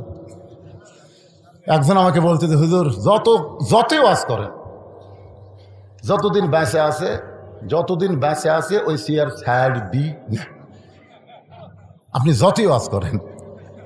আমি বললাম তোর ইমান কি কয়? আমার ইমান এটা কয়। হাই রে পাগল রে, তো ইজ্জমান তাশা তো জিল্লমান তাশা বিয়াদিকাল খায়র ইন্নাকা আলা কুল্লি শাইইন কাদির। সম্মান দিয়া চেয়ারত বসানোর মালিককে, আবার ঘাড় ধরে নামানোর মালিককে, ভালো মন্দর মালিককে, সমস্ত ক্ষমতার মালিককে। আপনাকে ইমান কি কয়? কয়েকদিন আগে কিন্তু একজন টাকলা ছিলেন না আপনারা ওয়াজের শুরুতে, তখন এই বছর ওয়াজ শুরু করি, হাইরে টাকলার মোশান ভাই, বিসমিল্লাহ তুলে দিবি, রাষ্ট্রধর্ম তুলে দিবি, ইয়ে করবি সে করবি, আলিমের দাড়ি কামে দিবি, একেবারে ভাই গেছে আলিমদের দাড়ি কামে দেব। আমরা কইলাম আল্লাহ, বর্তমান তো আন্দোলন করার কোনো রাস্তা নেই, মিছিল করলি পুলিশ আগে হামাকে ধরবি ভাই, দরকার নাই। গোপনে আমরা আল্লাহ বললাম আল্লাহ আল্লাহ, দুনিয়ার সব আদালত নষ্ট হয়ে গেলে তোমার আদালতে তো কিছু বিচার আছে। আল্লাহ এমন বিচার করলেন ভাই, বাংলাদেশ থেকে পড়লে ক্যানাডাত গেল, ক্যানাডা মারলো লাত্তি, দুবাই যা পড়লো, দুবাই 1 লাত্তি মারছে, আবার বাংলাদেশ বিমানবন্দর ফিরে যাচ্ছে, শালা কোন দিক দিয়ে পড়ে গেছে অনুবীক্ষণ যন্ত্র দিয়ে খুঁজে দেখা যায়নি। তাহলে আল্লাহ তাকে ওপর তুলবারও পারে, আবার লাত্তি দিয়ে নামে দিবারও পারে। জোরে কোন কথা কোন না কেন? কিছুদিন আগে আফগানিস্তানে সিরিয়ায় যে ইউক্রেনের প্রেসিডেন্ট গুলি করে মুসলমানকে হত্যা করেছে, আজকে সেই ইউক্রেনের প্রেসিডেন্টকে রাশিয়ায় খ্রিস্টান হয়ে মানে বিজাতির উপরে গুলি করতেছে। জোরে কোন কথা ঠিক কিনা? আমাকে বলে হুজুর রাশিয়ার ইউক্রেন যুদ্ধ লাগছে, আপনি কোনটার পক্ষে? আমি কইলাম পাগলা, দুটাই বেজন্মা। দুটাই কি বেজন্মা? বোঝে না, দুটাই বেজন্মা, এরকে জন্মের ঠিক নেই। ওরকে পক্ষে যাই হবি, মান তাসাব্বাবি কওমিন ফাহুয়া মিনহু, ওই পক্ষে আল্লাহ জাহান্নামে ঢুকাবি। তো কয় হুজুর তাহলে কি বলতেছেন? আমি বললাম মোরা পাউস হয়ে যাক, মোরা পাউস হয়ে যাক। এখন আবার শুনতেছে আমেরিকা নাকি চীনের উপর হুমকি মারতেছে, মারুক শালা, ওরা মেরে ওরা পাউস হবে, মাঝখানতে আমরা গোটা পৃথিবী ফাঁকা পেয়ে যাবো। জোরে কর কথা ঠিক না? যখন করোনা আসলো, আমাদের বাংলাদেশের করোনার জন্য আমি কিন্তু দোয়া করছি, দোয়া করার পরে চুপ করে কিছুক্ষণ কই, তখন আমার মুসল্লি একদিন বলতেছে হুজুর আপনি তো করোনা মুক্তির জন্য বাংলাদেশে দোয়া করেন, তারপর যে 1-8 মিনিট চুপ করে করেন, সেটা কি? আমি বলি সেটা হচ্ছে ভারতত করোনা থাক, আমেরিকা থাক, এইগুলো দেশত থাক। তো হুজুর এইগুলো দেশত কেন থাকবে? বলে আমেরিকায় যতদিন করোনা থাকবে আমেরিকা কোনো মুসলিম কান্ট্রিকে আক্রমণ করবে না। জোরে কোন কথা ঠিক? কারণ ওরা নিজেরাই বাঁচার খালি চেষ্টা করবি। দেখেন যেদিন থেকে করোনা আছে সেদিন থেকে আমেরিকা কোনো দেশকে ধরছে, খালি ওরাই বাঁচার চেষ্টা করতেছে। বাবরি মসজিদ ভাঙ্গা গুঁড়া করে দিল এই ভারতের বিজাতেরা। জোরে কোন কথা ঠিক কিনা? ওর তো করোনা ধরে মরে শেষ হয়ে যাক। ভারতে কিছু আমার মুসলিম ভক্ত আছে, তারা আমারও আসলে, আমি ওদেরকে বললাম ভাই ভারতে মুসলমানের খবর কি? আলহামদুলিল্লাহ হুজুর মুসলমানের ধরতেছে না, কিন্তু আমাদের বাংলাদেশে করোনা আসতোই না, কিন্তু আমাদের কতগুলো ওদের বেশি যাওয়া আসা করে, উঠি যাও ঠিক মতো এরকে জন্যে বলে পার হয়ে যাচ্ছে। তারপর আমাদের দেশত আল্লাহ করোনা দিবি 3 বছরে মাত্র কয় হাজার, 29,000। এটা মরা খেলে করোনা পর্যন্ত বাংলাদেশে এসে কানতেছে। আল্লাহ এরা যে খাপসার যে জ্ঞানদরের যে অপরিষ্কার, এরকে শরীরের মধ্যে ঢুকতে আমাকে ভয় লাগতেছে। ওরা মরবে না আমরা মরব, মানে করোনায় মরার ভয় করতেছে আমাকে অবস্থা দেখে। এ দেশে করোনা থাকবে না ভাই দান। আল্লাহ করোনা মুক্তি বাংলাদেশ দান করুক। জোরে কান আমিন। আল্লাহর বান্দার একটু মনোযোগ দিয়ে শুনবেন। মেয়েটা বলতেছে আমিরুল মুমিনিন হোসেন কি তিনটা প্রশ্ন করবে আমি জানি না, তবে আমার ঈমান বলতেছে আমি না পারলেও আমার আল্লাহ পারাবে। জোরে বলেন কে পারাবে? সঙ্গে সঙ্গে হযরত ওমর হযরত আলীর বাড়িতে এসে বলতেছে আলী রে তারিখ করতে চাই। হোসেন বলে কিসের তারিখ? ওমর ফারুক বলে বিয়ার তারিখ না, তুমি যে তিনটা প্রশ্ন করবা মেয়েটা উত্তর দিবার পারবে কি পারবে না তার তারিখ। আলী চোখের পানি বের করে বলতেছে আমিরুল মুমিনিন, যেই প্রশ্ন জীবনে আপনি শোনেন নাই, যেই প্রশ্ন আমিও জানি না, সেই প্রশ্নের উত্তর মেয়েটা দিবার পারবে, এত বড় শক্তি আপনি কেমনে পাইলেন? ওমর ফারুক বলে আলী রে, ইমানের বলে বলিয়ান হয়ে যখন কেউ কথা বলে তখন সে একলা থাকে না, তার সঙ্গে আমার আল্লাহ থাকে। রে যুবকেরা, একটু মনোযোগ দিয়ে কথাগুলো শোনো বাজান। ওমর ফারুক নির্দিষ্ট তারিখে ডান পাশে বসে গেছে, বাম পাশে হযরত আলী, আর মাঝখানে হোসাইন। সামনে একটা চাদর দেওয়া হয়েছে, ওই চাদরের ওই পারে 18 বছরের যৌবনা মেয়েকে বসানো হয়েছে। বসার সাইজটা খেয়াল করবেন। ডান পাশে যিনি বসেছেন তার নাম হলো হযরত ওমর। জোরে কার নাম কি? বাম পাশে যিনি বসেছেন নাম হলো হযরত আলী, আর মাঝখানে যে বসেছে যুবক হযরত হোসাইন, আর সামনে একটা চাদর দিয়া চাদরের ওই পারে 18 বছরের মেয়েটাকে বসানো হয়েছে। এই সামনে চাদর দেওয়ার কারণ হলো পর্দা, কারণ একজন 18 বছরের মেয়েকে একেবারে সরাসরি বসানো যাবে না, সামনে একটা পর্দা দেওয়া লাগবে। জোরে বলেন ঠিক কি না? আজকে দেখবেন একটা মেয়েকে দেখবার গেছে ছেলে, তার বন্ধু বান্ধব,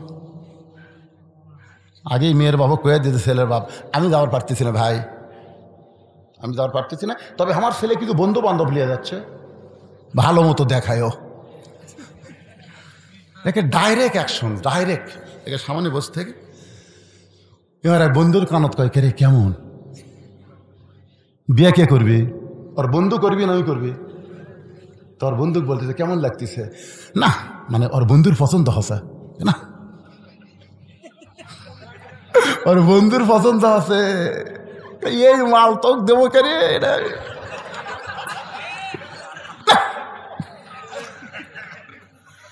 লাভ হলো না। এই মেয়ে কিন্তু দেখ একটা জিনিস খুব খারাপ খেয়াল করছে, মিশে একটু অসত্য কথা বলবে, ওই তো আর বিয়ে করে কিছুদিন পরে সে এই ছেলের সাথে বিয়ে দিবেন, হিরোইন খায়, মাঝে মাঝে হিরোইন খায়, ওই বন্ধুর দোষ ধরতেছে হিরোইন খায়। মেয়ের বাপ কইছে বাচ্চি বাবা তাহলে তুমি করো, ওই বিয়ে করে হয়েছে রে। ঘটনা সত্য, এরকম ঘটনা ঘটছে। বন্ধু বান্ধব নিয়ে মেয়ে দেখা যাবে না, কেবলমাত্র ছেলে দেখতে হবে। জোরে কোন কথা ঠিক? এমনকি ছেলের বাপও জায়েজ নাই, ছেলের বাপও জায়েজ নাই।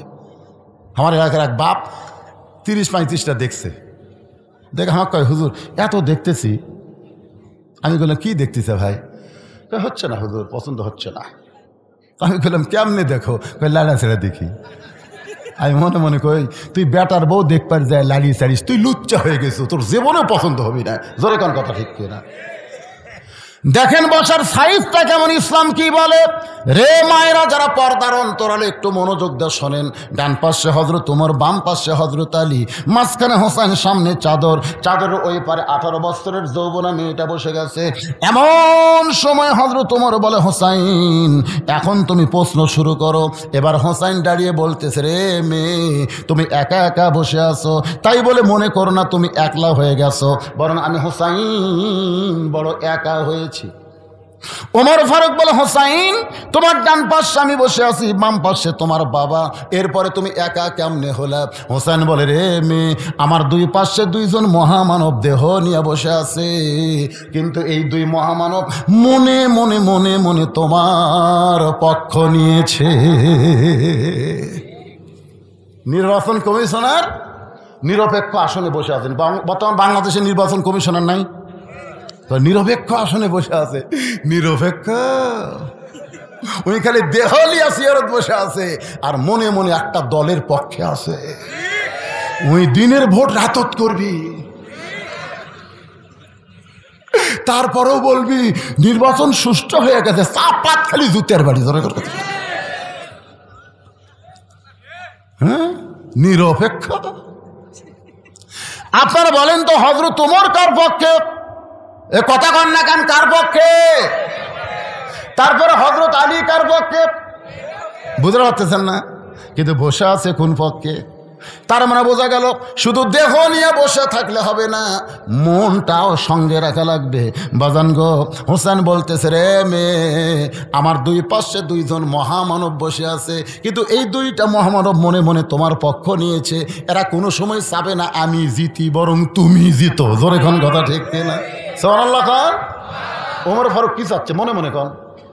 কারণ যাই ঘটকালি করতেছে তার ঘটকালি টিকা লাগবে না, এই জন্য মনে মনে চাচ্ছে আল্লাহ আল্লাহ মেয়েটা যেন পারে। আল্লাহ আলী ভাবতেছে এমন একটা বেটার বউ আমার দরকার, যাই 12 বছর ইমানের পরীক্ষা দিয়েছে, প্রত্যেকদিন সকালে 3টা বিকেলে 3টা করে চাবুক মারছে, এরপরও যে মেয়েটা ইমান হারা হয় নাই, এমন একটা পুত্রবোধ আমার দরকার নাই। আল্লাহ আল্লাহ মেয়েটা যেন জিতে আল্লাহ। কিন্তু বেকায়দা বসিছে এই সাইডে। ওমর ফারুক বল, হুসাইন এখন তুমি প্রশ্ন শুরু করে দাও। এবার হযরত হুসাইন রাদিয়াল্লাহু তাআলা প্রশ্ন শুরু করতেছেন। আপনারা একটু মনোযোগ দিবেন। 1 নম্বর প্রশ্ন হলো, রে মেয়ে, আমার মাকে তুমি জানো? মারাত্মক কথা, কারণ মা এই যে ঘুরতেছে, ও যে দেখেন ওরা বসতেছে না। আমি অনেকক্ষণ দিয়ে খেয়াল করে দেখছি, ওরা আসে আবার যায়, ওরা বসবার চাচ্ছে না, চাচ্ছে কিন্তু পারতেছে না, পারতেছে না। কারণ ওরা যখন মায়ের পেটে আসিল তখন মাও পেটত লিয়া গোটা পাড়া ঘুরিছে, ওই পেটের মধ্যে ঘোরণে বেরাম পাছে। কোরআনের মাহফিলে বসবার পারবি না, কারণ ওর ভুঁড়ি খারাপ। জোরে কোন কি খারাপ? একজন খ্রিস্টান নেপোলিয়ন পর্যন্ত বলেছে ভালো একটা সন্তান চাইলে ভালো একটা মায়ের দরকার। আজ পর্যন্ত কেউ বলে নাই যে ভালো সন্তান চাইলে ভালো বাপের দরকার। ভালো বাপ দিয়ে ভালো সন্তান হবে না, ভালো মাও হওয়া লাগবে। ধরে কোন কথা ঠিক না? তাহাজ্জুদের নামাজ পড়ে স্বামী সহবাস করতেছে, আবার গোসল করে নামাজ পড়ি ফজরের, কি ভালো বাপ না? এ কথা কেন ভালো বাপ না? দোয়া দরুদ সব পড়ছে, পড়ে বাবাই আনন্দে মাতিয়ে সাগরে ভাসাইয়া সেই যে চইলা যায় খবর লয় না, মাজন ধরিয়ায় উদরে বড়ি চুরি করে, আচার চুরি করে, দেওয়ার সাথে টাঙ্কি মারি। স্টার জলসা জি বাংলা দেখে, এই পেটের সন্তান স্টার জলসা জি বাংলা যখন মা দেখে, মায়ের দেহের মধ্যে যে হরকত হয়, ওই হরকতের পেটের মধ্যে বরকত হয়। আর মা পেটে বাচ্চা নিয়ে যখন নামাজ পড়ে, রুকুর থেকে যখন সেজদায় যায়, ওই বাচ্চা পেটের মধ্যে যখন হেঁকা বেঁকা হয়, ফেরেশতা কয় আল্লাহ তোমার বান্দি নামাজ পড়ে, পেটের মধ্যে বাচ্চার কি কষ্ট হয় না? আল্লাহ বলে ফেরেশতা সাক্ষী থাক, যেই মা পেটে বাচ্চা নিয়ে নামাজ পড়লো, ওই মা শুধু নিজে নামাজ পড়লো না, পেটের বাচ্চাকেও নামাজি বানায়া দিল।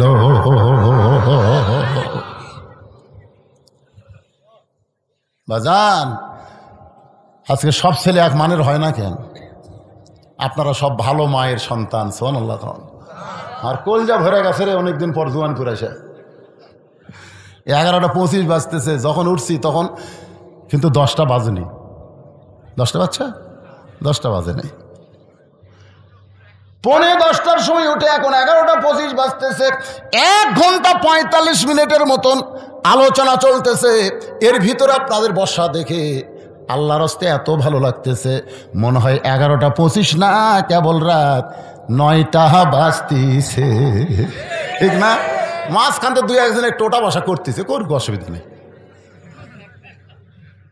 কারণ সবাইকে এক, অনেকে আছে যাদের এই পেশাব কন্ট্রোল করার যন্ত্র খুবই দুর্বল। পেশাব কন্ট্রোল করার একটা যন্ত্র আছে না, কথা কর না, আছে না? হ্যাঁ, আজকে কোরআনের মাহফিলে আল্লাহর কোরআনের মহব্বতে পেশাব যদি কেউ কন্ট্রোল করে, আল্লাহ বলেছেন অনুনাজ্জিলু মিনাল কোরআনি মা হুয়া শিফাউ ওয়া রাহমাতুল লিল মুমিনিন। যারা আল্লাহকে বিশ্বাস করেছে শোনো, এই কোরআনের মহব্বতে ঘন্টার পর ঘন্টা পেশাব কন্ট্রোল করে যদি বসে থাকতে পারো, কোরআন যাবতীয় ঔষধ হিসাবে আমি আল্লাহ নাজিল করেছি। পেশাব জাতীয় যত ব্যারাম আল্লাহ সব ভালো করে দিবে। আর সামান্য পেশাব লাগার কারণে যায় যা। এই কোরআন যেমন সুপারিশ করবে তেমন কোরআনের অভিশাপ আছে না নাই? জোরে কান আছে না নাই? এমন অভিশাপ দিবে পেশাব বন্ধ হবে না। রাত্রে বিছনায় ঘুমাতে গেলে পলিথিন তলে দিয়ে ঘুমান লাগবে। স্বামী আমার ছোট বাচ্চা হসে টপ টপ করে খালি পড়তিছে। আল্লাহর কোরআনকে মহব্বত করেন। হোসাইন বলতেছে, রে মেয়ে, আমার 1 নম্বর প্রশ্ন হলো, আমার মাকে তুমি জানো? আমি কোন মায়ের সন্তান, কোন মায়ের পেটে ছিলাম আমি? আমার মা সম্পর্কে তোমার জানা আছে? সঙ্গে সঙ্গে মেয়েটা পর্দার ওপার থেকে বলে, হোসাইন আমি আপনার মাকে চিনি। কি কইছে? আমি আপনার মাকে চিনি। সঙ্গে সঙ্গে হজরত ওমর ফারুক জিব্বাত কামড় খাইছে, আর হজরত আলীর চোখ দিয়ে দর দর করে পানি পড়তেছে, আর মাঝখানের হোসাইন মুস্কি মুস্কি হাসতেছে। 3 বিচারকের চেহারা 3 রকম। ডান পাশে যিনি বসে আছেন জিব্বায় কামড় খাইছে, বাম পাশে হজরত আলীর চোখ দিয়ে দর দর করে পানি পড়তেছে, আর মাঝখানের হোসাইন হাসতেছে। ওমর জিব্বাত কামড় খাওয়ার কারণ হলো প্রথম প্রশ্নই আউট হয়ে গেল। 3টার উত্তর তো দূরের কথা, 1 নম্বরে আউট হয়ে গেল। আর হজরত আলীর কান্দার কারণ হলো, তুই কেমনে চিনবি হোসেনের মাকে? আমি স্বামী হইয়াই পুরাপুরি চিনতে পারি নাই। সুবহানাল্লাহ। স্বামী হইয়া পুরাপুরি চিনতে পারি নাই। গভীর রাত্রে দুনিয়া থেকে বিদায় নিয়েছে, গভীর রাত্রে তাকে দাফন করা হয়েছে। গভীর রাত্রে হজরত আলী কান্দের বলে, আল্লাহ আমার বিবি ফাতেমার প্রতি খুশি হয়ে গেছে, আল্লাহ ফাতেমার প্রতি তুমি খুশি হয়ে যাও। দোয়া করার পরে তাকায় দেখে এইমাত্র ফাতেমার কবর দিল, সেই কবর নাই। সামনে 4টা 5টা পুরাতন কবর দেখতে পাই। আলী খুঁজতেছে নতুন কবর, কিন্তু জান্নাতুল বাকিতে শুধু পুরাতন কবর। এইমাত্র নতুন কবর গেল কোথায়? নতুন কবর ফাতেমার কবর কোথায় রে? আমি আলী কেন খুঁজে পাই না? আল্লাহ ডাকতে বলে, আলী আমার ফাতেমা পর্দানিশি। আমি আল্লাহ জোহরা ডিগ্রি দিয়া ফাতেমার কবরকে পর্দা করেছি। যেই ফাতেমার কবর পর্যন্ত মানুষ দেখতে পায় না, সেই ফাতেমার চিনার কোনো প্রশ্ন ওঠে আর জানার কথা বলতে পারে। নবীর মেয়ে ফাতেমা, হাসান হোসেনের মা ফাতেমা, আলীর বিবি ফাতেমা আমি জানি, কিন্তু যখন বলবে আমি চিনি। 4-5 জন গল্প করতেছে, আমাদের পাড়ার সবচাইতে সুন্দরী বউ কার? 4-5 জন গল্প করতেছে। তখন একজন বলতেছে অমুকের বউ 1 নম্বর। আমি দেখছি ভাই সেই রকম। সাইড তুই দেখিস নি রে?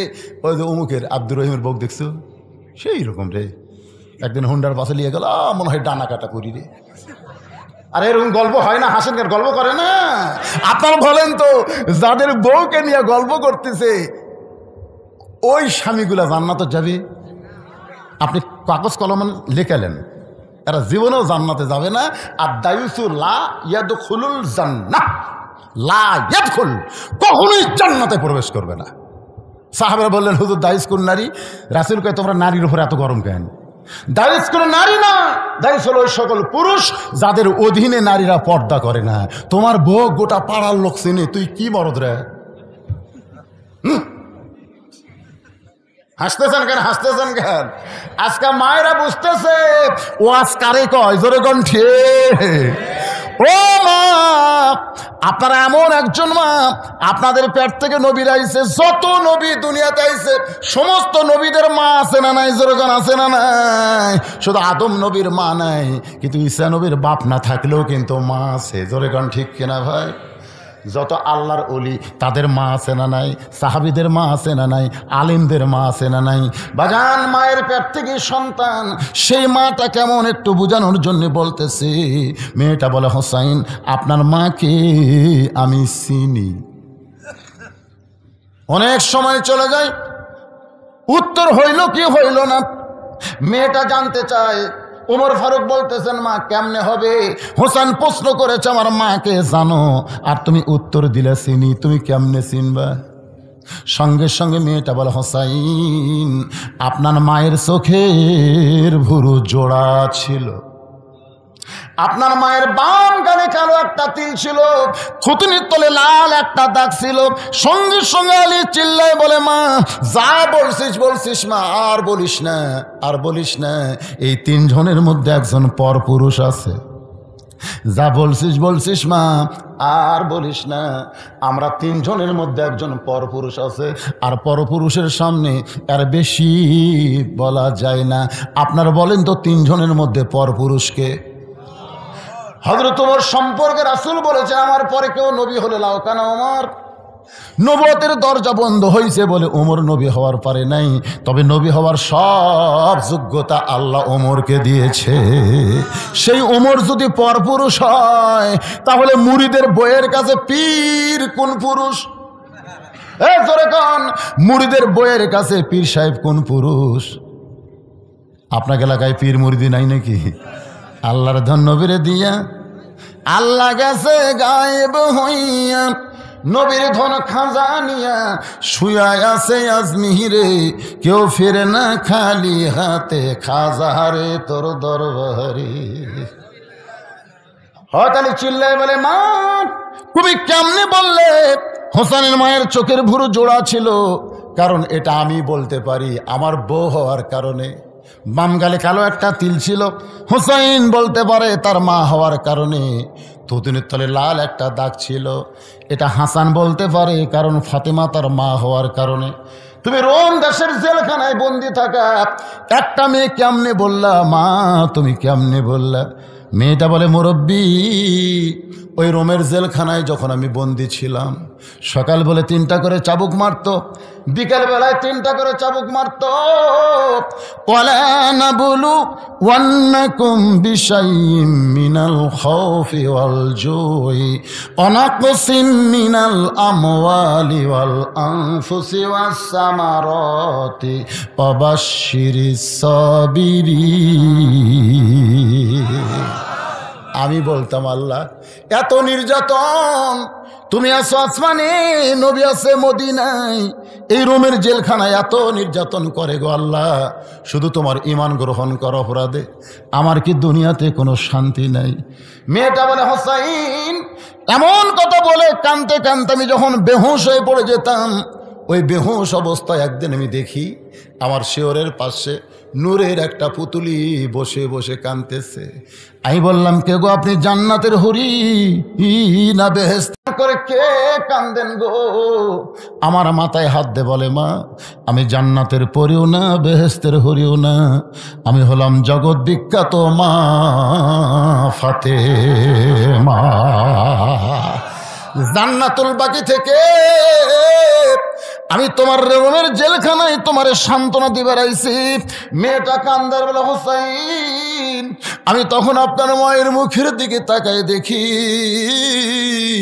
চোখের ভুরু জোড়া দেখতে পাই, মাম গালে কালো একটা তিল দেখেছি, থুতনির তলে লাল একটা দাগ দেখতে পাই। হোসাইন কান্দার বলে রে মেয়ে 1 নম্বর প্রশ্নের উত্তর যেমন আশা করেছিলাম তুমি তার চাইতে 100 গুণ সুন্দর দিয়েছ।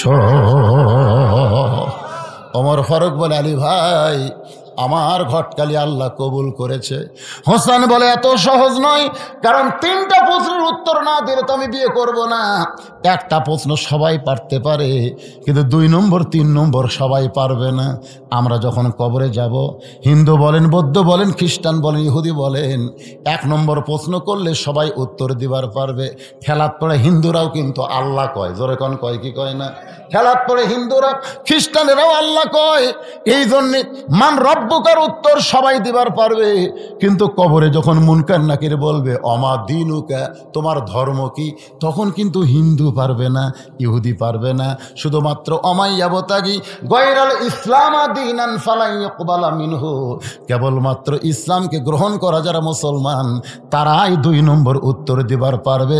মুসলমান ছাড়া এই 2 নম্বর প্রশ্নের উত্তর কেউ দিবার পারবে না।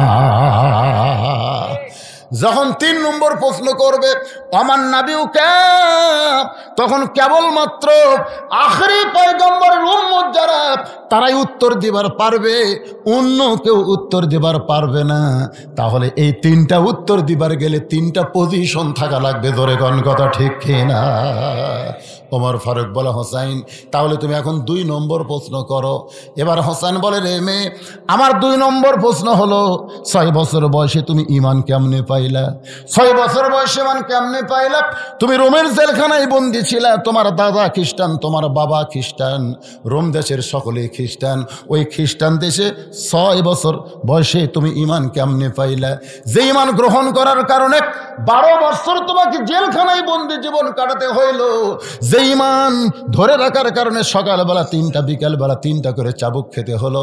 আমার প্রশ্ন হলো তুমি 6 বছর বয়সে ঈমান কেমনে পাইলা? ওমর ফারুক থরথর করে কাঁপতেছে, কারণ যেই প্রশ্ন ওমরের করা দরকার ছিল, 2 পাহাড়ের মাঝখানে যখন দেখা হলো, যে প্রশ্ন ওমর করতে পারে নাই সেই প্রশ্ন এখন হোসাইন করলো।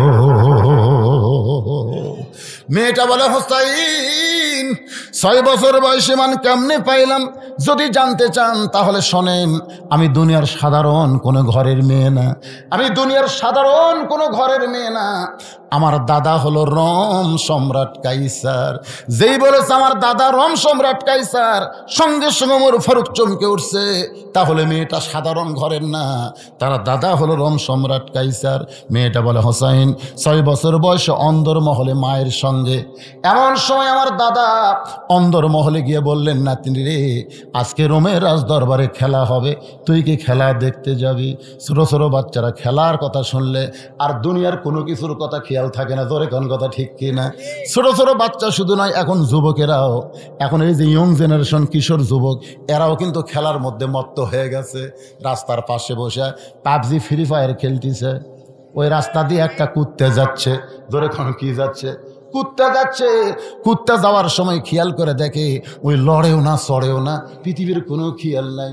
ওর গাঁত মাছি পড়ে তাও তাড়ায় না, কারণ এক হাতে মোবাইল ধরছে আর এক হাতে খালি মশা পড়তেছে, মশা খেতায় না। কুত্তা কই কে রে, এটা কে রে? পিছনে এসে লাগ দেওয়ার সঙ্গে ওই লড়েও না চড়েও না। কুত্তা মনে করছে গাছের গোড়া না হয় পাথর হবে, এই মনে করে ঠ্যাং আলোক করে পেশাব করে দিয়েছে। ফেসবুকে ওটা আমার দিছে, এটা আমার ফেসবুকে ছাড়া দিচ্ছে, আপনারা দেখেন না? যেই পেশাব করছে তখন তাকে দেখে কুত্তা যাচ্ছে। রে যুবক, আপনারা যারা বাবা আছেন, এই বাবারা আপনার ছেলেদেরকে 3 দিয়ে 4 দিয়ে মোবাইল কিনে দিছে, স্ক্রিন টাচ খালি সব শেষ। 6 বছরের মেয়েটা বলে হোসাইন, আমার দাদা যখন বলতেছে রোমের রাজ দরবারে খেলা হবে, তুই কি খেলা দেখতে যাবি? আমি খেলা দেখার জন্য দাদার সঙ্গে রাজ দরবারে সিংহাসনে দাদা বসে, ওই সিংহাসনের পাশে ছোট্ট একটা চেয়ার, আমার দাদা আমারে বসে বলতেছে খেলা দেখবি? আমি বললাম খেলা দেখার জন্যই তো রাজ দরবারে আসলাম। আমার দাদা বলে নাতি রে, তাহলে তাকায় দেখ। মেয়েটা বলে হোসাইন 6 বছর ঈমান কেমনে পাইলাম শুনতে চান? শোনেন। আমার দাদা বলে ওই যে তাকায় দেখ। আমি তাকায় দেখি কালো কাপড় দিয়া একটা মানুষের চোখ 2টা বেঁধে ফেলেছে, ওই মানুষের হাতে হ্যান্ডকাপ, পায়ে লোহার শিকল। আমি বললাম দাদু ভাই খেলা দেখার কথা বলে নিয়ে আসলেন, কিন্তু একটা মানুষকে আমি দেখতে পাই। আমার দাদা আমার মুখে হাত দেয়, বলে খবরদার, ওটা মানুষ না, ওইটা মানুষ না, ওইটা হইল মুসলমান, খবরদার মানুষ বলবি না। মেয়েটা বলে হোসাইন খ্রিস্টান জগতের মানুষেরা মুসলমানকে কোনোদিন মানুষ মনে করে না, এই জন্য আমার দাদা বলতেছে ওটা মুসলমান, ওইটা মানুষ না, ওইটা জঙ্গি, ওইটা জিএমবি। এই যে মাঝে মধ্যে জঙ্গি জিএমবি ধরা পড়লো না, তা আমার মেজো মেয়ে আমাকে বলতেছে আব্বু এই জঙ্গিরা কোন জঙ্গলত থাকে, মানে বোঝেনি। প্রতিদিন যে কয় জঙ্গি ধরা পড়লো, আর কি সুন্দরবন থাকে না, কোথায় থাকে? তা আমি আমার মেয়েকে বললাম মা যেদিন তোমার বাবা ধরা পড়বে না সেই দিন এরকম বলবে বদরুশিদ নামে একটা জঙ্গি ধরা পড়ছে। যেই বলছি ভাই, আমার মেয়ে হাউমাউ করে কান্না শুরু করছে। আমি বললাম, মা কান্দো কেন? বলে, বাবা আমি এতদিন মনে করতাম জঙ্গি মানে জঙ্গল থেকে বের হয়, কিন্তু এখন বুঝলাম কোরআনের যারা হক কথা কয় তাদেরকে বাতিল জঙ্গি জিএমবি বানায়। এরা মুসলমান নয় রে, এরা জঙ্গি, এরা জিএমবি। মেয়েটা কান্দার বলে, হোসাইন 6 বছর বয়সে ইমান কেমনে পাইলাম শোনেন। আমার দাদা বলতেছে, ওটা মানুষ না রে, ওইটা হলো মুসলমান। আমি তখন বললাম, দাদু ভাই ওই মুসলমানকে নিয়ে আপনি কি খেলা খেলবেন? আমার দাদা বলে, ওই যে তাকায় দেখ। আমি তাকায় দেখি আগুনের একটা চুলাই দাও দাও করে আগুন জ্বলতেছে। আমার দাদা বলতেছে, ওই মুসলমানকে হাত পাও বেঁধে ওই আগুনের চুলার মধ্যে ফেলে দিব, মুসলমান পুড়ে ছারখার হয়ে যাবে। আজকের খেলার নাম হলো মুসলমান মারার খেলা। আজকে খেলার নাম কি? আজকে খেলার নাম হলো গোটা বিশ্বে মুসলমান মারার খেলা শুরু হয়েছিল। জোরে কোন কথা ঠিক কিনা? আপনি যে দিকে তাকাবেন, সিরিয়ার দিকে তাকান, চেচনিয়া, বসনিয়া, আফগানিস্তান, কাশ্মীর, এমনকি মায়ানমার, এমনকি আপনি দেখবেন ইরাক, ইরান, সব দেশে মুসলমান একটা মারার খেলা। ফিলিস্তিনে মুসলমান মারার খেলা। জোরে কোন কথা ঠিক কিনা? গোটা বিশ্বে মুসলমান মারার খেলা। তখন কিন্তু কোন আন্তর্জাতিক বিশ্ব কথা বলে নাই। এখন ইউক্রেনকে রাশিয়া ধরছে, কোন মুসলমানের কথা বলা দরকার নাই, যা করার করবি। জোরে কোন কথা ঠিক কিনা? আল্লাহর বান্দারা একটু মনোযোগ দিয়ে খেয়াল করবেন। মেয়েটা বলে, হোসাইন 6 বছর বয়সে কেমনে ইমান পাইলাম শোনেন। আমি তখন দাদু ভাইকে বললাম, দাদু ভাই ওই মুসলমানকে মাফ করা যায় না? এই মুসলমান মারার খেলা বন্ধ করে ওই মুসলমানকে কি মাফ করা যায় না? আমার দাদা বলতেছে, 100 বার মাফ করা যায়। যদি মুসলমান একটা বারের জন্য বলে আল্লাহ রাসূল মানি না, সঙ্গে সঙ্গে চোখের বাঁধন খুলে দিব, হাতের হ্যান্ডকাফ খুলে দিব, পায়ের শিকল খুলে দিব। মেয়েটা বলে, হোসাইন আমি 6 বছরের ছোট্ট মেয়ে চেয়ার থেকে উঠে গিয়ে ওই মুসলমানের সামনে বললাম, মুসলমান তুমি যদি বাঁচবার চাও তাহলে একটা বারের জন্য বলো আল্লাহ রাসূল মানি না। আমার দাদা তোমার চোখের বাঁধন খুলে দিবে, তোমার হ্যান্ডকাফ খুলে দিবে, তোমার পায়ের শিকল খুলে দিবে। যদি বাঁচতে চাও একটা বারের জন্য বলো আল্লাহ রাসূল মানি না। মেয়েটা বলে, হোসাইন মুসলমান সংস্বরে চিৎকার করে বলতেছে, রে ছোট্ট মেয়ে তোমার কাছে জীবনের দাম বেশি, কিন্তু একজন মুসলমানের কাছে জীবনের চাইতে ইমানের দাম বেশি। দরকার হলে মুসলমান গোটা পৃথিবী ছাড়বে, কিন্তু এক মুহূর্তের জন্য আল্লাহ রাসূল ছাড়বে। সঙ্গে সঙ্গে আমার দাদা চিৎকার করে বলতেছে, আর দেরি করা যায় না। এতগুলো শক্তির সামনে একটা মুসলমান মাথা নত করলো না। এরা হাত পাও বান্ধে উত্তপ্ত, আগুনের মধ্যে ফেলে দাও। মেয়েটা বলতে, হোসাইন ওই মুসলমানকে যখন আগুনের দিকে নিয়ে যায় তখন আমি বললাম, দাদু ভাই আমি খেলা দেখতে চাই, তাই বলে মানুষ মারার খেলা আমি দেখব না। আমার দাদা বলতেছে, দেখতেই হবে, অন্দর মহল থেকে তরি নিয়ে এসি দেখানোর জন্য দেখতেই হবে। আমার বাম হাতখানা দাদা জোর করে ধরে রাখলো। যখন মুসলমানকে আগুনের দিকে নিয়ে যাচ্ছে, আমি 2টা হাত দিয়ে আমি একটা জীবন্ত মানুষকে আগুনে পুড়ে ফেলবে দেখব না বলে এভাবে 2টা হাত দিয়ে যখন আমার চোখ ঢেকে ফেলেছি, এমন সময় সুন্দর একটা বাণী, হোসাইন এত সুন্দর বাণী আমি জীবনে কোনোদিন শুনি নাই। সেই বাণীটা হলো লা ইলাহা ইল্লাল্লাহু মুহাম্মাদুর রাসূলুল্লাহ। মেয়েটা বলে, হোসাইন রে এই সুন্দর বাণী আমার কানের মধ্য দিয়ে আমার কলিজার মধ্যে ঢুকে যায়। আমি তখন দেখতে পাই, যদিও 2টা হাত আমার 2 চোখে, তারপরেও দেখতে পাই উত্তপ্ত আগুনের মধ্যে মুসলমানকে ফেলে দিচ্ছে, মুসলমানের খাঁচা আগুনের মধ্যে পড়তেছে, আর খাঁচার পাখিটা কে যেন ধরে সবুজ রঙের একটা বাগানে উড়াল দেয়। ওয়ালা তাকুলু লিমান ইউকতালু ফি সাবিলিল্লাহি আমওয়াতুন বাল আহইয়াউ ওয়ালাকিন লা তাশউরুন। হ্যাঁচকা টান দিলাম, আমার দাদা আমার হাত ধরেছে, কিন্তু এত শক্তি আমার ভিতরে, কারণ আগে আমি একলা ছিলাম, এবার আমার ভিতরে আল্লাহর ঈমান আছে। সুবহানাল্লাহ। হ্যাঁচকা যেই টান দিয়েছে, দাদার হাত খুলে গেছে, এক দৌড়ে মায়ের কাছে। মায়ের কাছে গিয়ে মেয়েটা বলতেছে লা ইলাহা ইল্লাল্লাহ মুহাম্মদ রাসূলুল্লাহ। মা বলতেছে, তুই না তোর দাদার সঙ্গে খেলা দেখতে গেলি, এই মুসলমানের কলমা কোথায় পাইলি? তোর বাবা দাদা জানতে পারলে তোকে মাইরা ফেলবে। আমি তখন সাহস করে বললাম, মা, এ কলমাওয়ালারা কোনো দিন মরে না, সবাই মোরা পাউস হয়ে যাবে, কিন্তু এই কলমাওয়ালারা কোনো দিন মরবে না।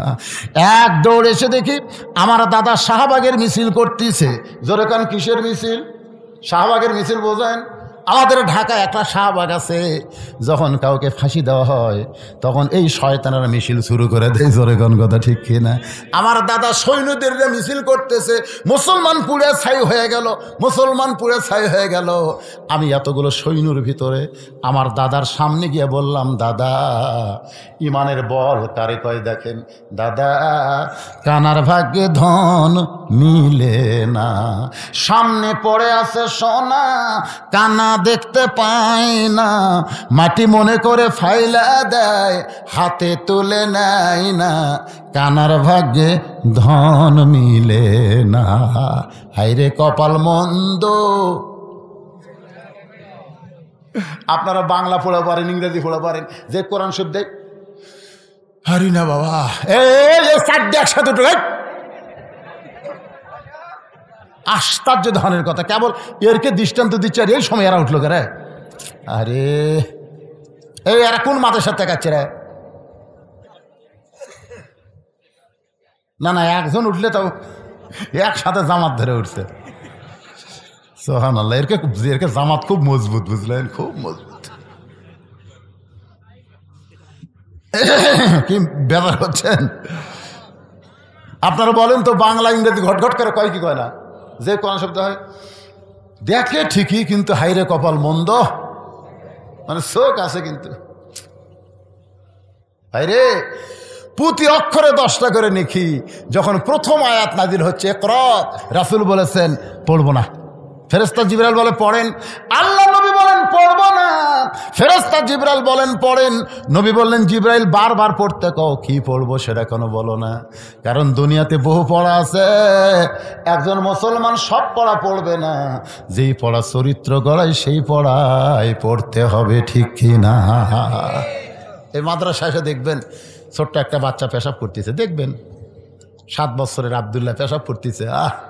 পেশাব করে দেখলেও সব রে, পেশাব করা দেখা সব,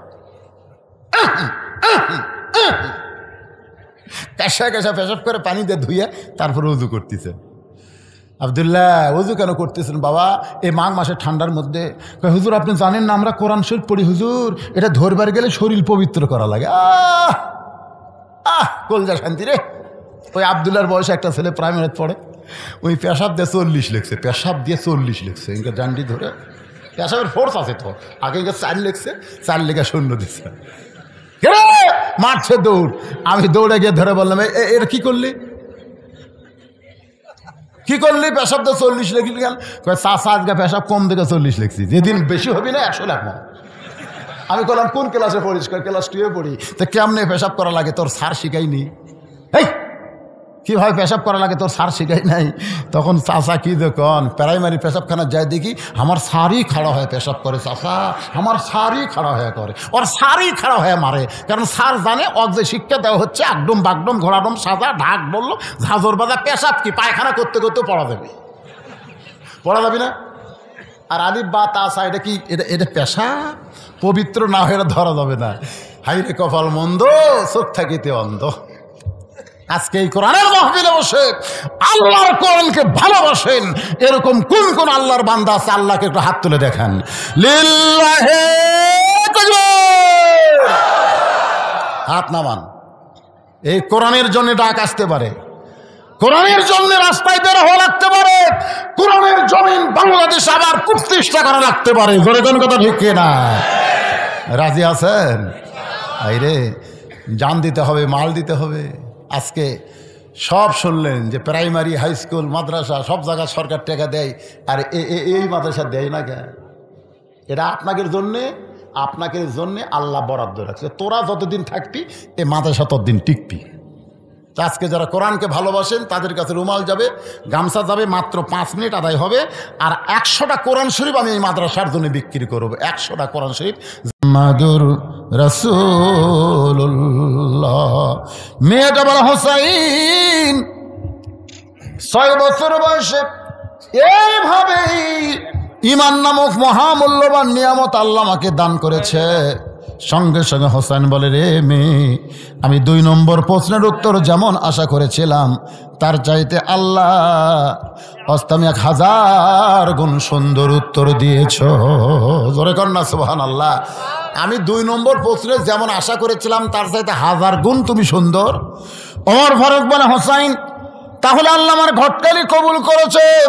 হোসেন বলে, এত সহজ না, 3টা প্রশ্নের উত্তর দিলে করব বিয়া, নচেত আমি বিবাহ করব। 2টার উত্তর দেওয়া হলো, একটা থাক। তো না করলে তো কোরআন শব্দ দেওয়া লাগবে 3টা। হয়ে গেছে? কোন তালে দিলে রে? মাশাআল্লাহ। নামাজের সময় নিয়ত উচ্চারণ করতে হয় কিনা? নিয়ত পড়া আর নিয়ত করা, আপনারা বলেন তো, নামাজের নিয়ত করার কথা আছে না পড়ার কথা আছে? হ্যাঁ, নিয়ত করা। তো নিয়ত করা কোনোদিন উচ্চারণ করা লাগে না। হ্যাঁ, আমার এক বড় ভাই, একসঙ্গে আমরা 2 জন আসরের নামাজ ধরবো একসাথে। তা আমি যাই, প্রথম রাকাত পেলাম, মানে 4 রাকাতের প্রথম রাকাতে পেলাম, কিন্তু আমার বড় ভাই প্রথম রাকাত মিস করলো। একসাথে ঢুকে আমি 4 রাকাতই পেলাম, ওর 3 রাকাত হলো। নামাজ শেষ করার পরে বললাম, কে ভাই, একই সাথে ঢুকলাম, আমি 4 রাকাত, তুই 3 রাকাত কেন? বলে, এই যে নয়তো নুসালিল্লাহ তাআলা বারাকাতু সালাত, এই বলতে বলতে ইমাম রুকুত গেছে, বাড়ি রুকুত সেজদাত গেল, হ্যাঁ 1 রাকাত পেলামই না। তাই আমি কইলাম, তোমাকে নিয়ত পড়ার কথা কে কইছে? বলে, তাহলে কি করব?